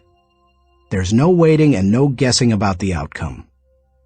Bottom-line thinking makes it possible for you to measure outcomes more quickly and easily. It gives you a benchmark by which to measure activity. It can be used as a focused way of ensuring that all your little activities are purposeful and line up to achieve a larger goal. 2. Bottom-line thinking helps you assess every situation. When you know your bottom line, it becomes much easier to know how you're doing in any given area. When Frances Hesselbein began running the Girl Scouts, for example, she measured everything against the organization's goal of helping a girl reach her highest potential. From the organization's management structure, which she changed from a hierarchy to a hub, down to what badges the girls could earn. There's no better measurement tool than the bottom line. 3. Bottom-line thinking helps you make the best decisions. Decisions become much easier when you know your bottom line. When the Girl Scouts were struggling in the 1970s, outside organizations tried to convince its members to become women's rights activists or door-to-door canvassers. But under Hesselbein, it became easy for the Girl Scouts to say no. It knew its bottom line, and it wanted to pursue its goals with focus and fervency. 4. Bottom-line thinking generates high morale. When you know the bottom line and you go after it, you greatly increase your odds of winning. And nothing generates high morale like winning. How do you describe sports teams that win the championship? Or company divisions that achieve their goals? Or volunteers who achieve their mission? They're excited. Hitting the target feels exhilarating, and you can hit it only if you know what it is. 5. Bottom-line thinking ensures your future. If you want to be successful tomorrow, you need to think bottom line today. That's what Frances Hesselbein did, and she turned the Girl Scouts around. Look at any successful, lasting company, and you'll find leaders who know their bottom line. They make their decisions, allocate their resources, hire their people, and structure their organization to achieve that bottom line. How to enjoy the return of bottom-line thinking. It isn't hard to see the value of the bottom line. Most people would agree that bottom-line thinking has a high return. But learning how to be a bottom-line thinker can be challenging. 1. Identify the real bottom line. The process of bottom-line thinking begins with knowing what you're really going after. It can be as lofty as the big-picture vision, mission, or purpose of an organization. Or it can be as focused as what you want to accomplish on a particular project. What's important is that you be as specific as possible. If your goal is for something as vague as success, you will have a painfully difficult time trying to harness bottom-line thinking to achieve it. The first step is to set aside your wants. Get to the results you're really looking for, the true essence of the goal. Set aside any emotions that may cloud your judgment and remove any politics that may influence your perception. What are you really trying to achieve? When you strip away all the things that don't really matter, what are you compelled to achieve? What must occur? What is acceptable? That is the real bottom line. 2. Make the bottom line the point. Have you ever been in a conversation with someone whose intention seemed other than stated? Sometimes the situation reflects intentional deception, but it can also occur when the person doesn't know his own bottom line. The same thing happens in companies. Sometimes, for example, an idealistically stated mission and the real bottom line don't jibe. Purpose and profits compete. Earlier, I quoted George W. Merck, who stated, "We try never to forget that medicine is for the people. It is not for the profits. The profits follow, and if we have remembered that, they have never failed to appear." He probably made that statement to remind those in his organization that profits serve purpose. They don't compete with it. If making a profit were the real bottom line, and helping people merely provided the means for achieving it, then the company would suffer. Its attention would be divided, and it would neither help people as well as it could, nor make as much profit as it desired. 3. Create a strategic plan to achieve the bottom line. Bottom line thinking achieves results. Therefore, it naturally follows that any plans that flow out of such thinking must tie directly to the bottom line. And there can be only one, not two or three. Once the bottom line has been determined, a strategy must be created to achieve it. In organizations, that often means identifying the core elements or functions that must operate properly to achieve the bottom line. This is the leader's responsibility. The important thing is that when the bottom line of each activity is achieved, then the bottom line is achieved. If the sum of the smaller goals doesn't add up to the real bottom line, then either your strategy is flawed or you've not identified your real bottom line. 4. Align team members with the bottom line. Once you have your strategy in place, make sure your people line up with your strategy. Ideally, all team members should know the big goal as well as their individual role in achieving it.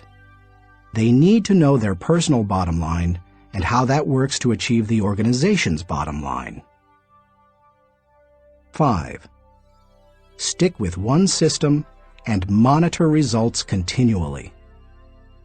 Dave Sutherland, the president of one of my companies, ISS, believes that some organizations get into trouble by trying to mix systems. He maintains that many kinds of systems can be successful, but mixing different systems or continually changing from one to another leads to failure. Dave says, "Bottom line thinking cannot be a one-time thing. It has to be built into the system of working and relating and achieving. You can't just tune into the desired result every now and then. Achieving with bottom-line thinking must be a way of life, or it will send conflicting messages. I am a bottom-line thinker. It is part of my system for achievement. I practice it every day. No other measurements, no wasted efforts." Dave calls members of his field team every night to ask the bottom-line question they expect to hear. He continually keeps his eye on the company's bottom line by monitoring it for every core area. When it comes right down to it, regardless of your bottom line, you can improve it with good thinking. And bottom line thinking has a great return because it helps to turn your ideas into results. Like no other kind of mental processing, it can help you to reap the full potential of your thinking and achieve whatever you desire. Thinking question. Am I staying focused on the bottom line so that I can gain the maximum return and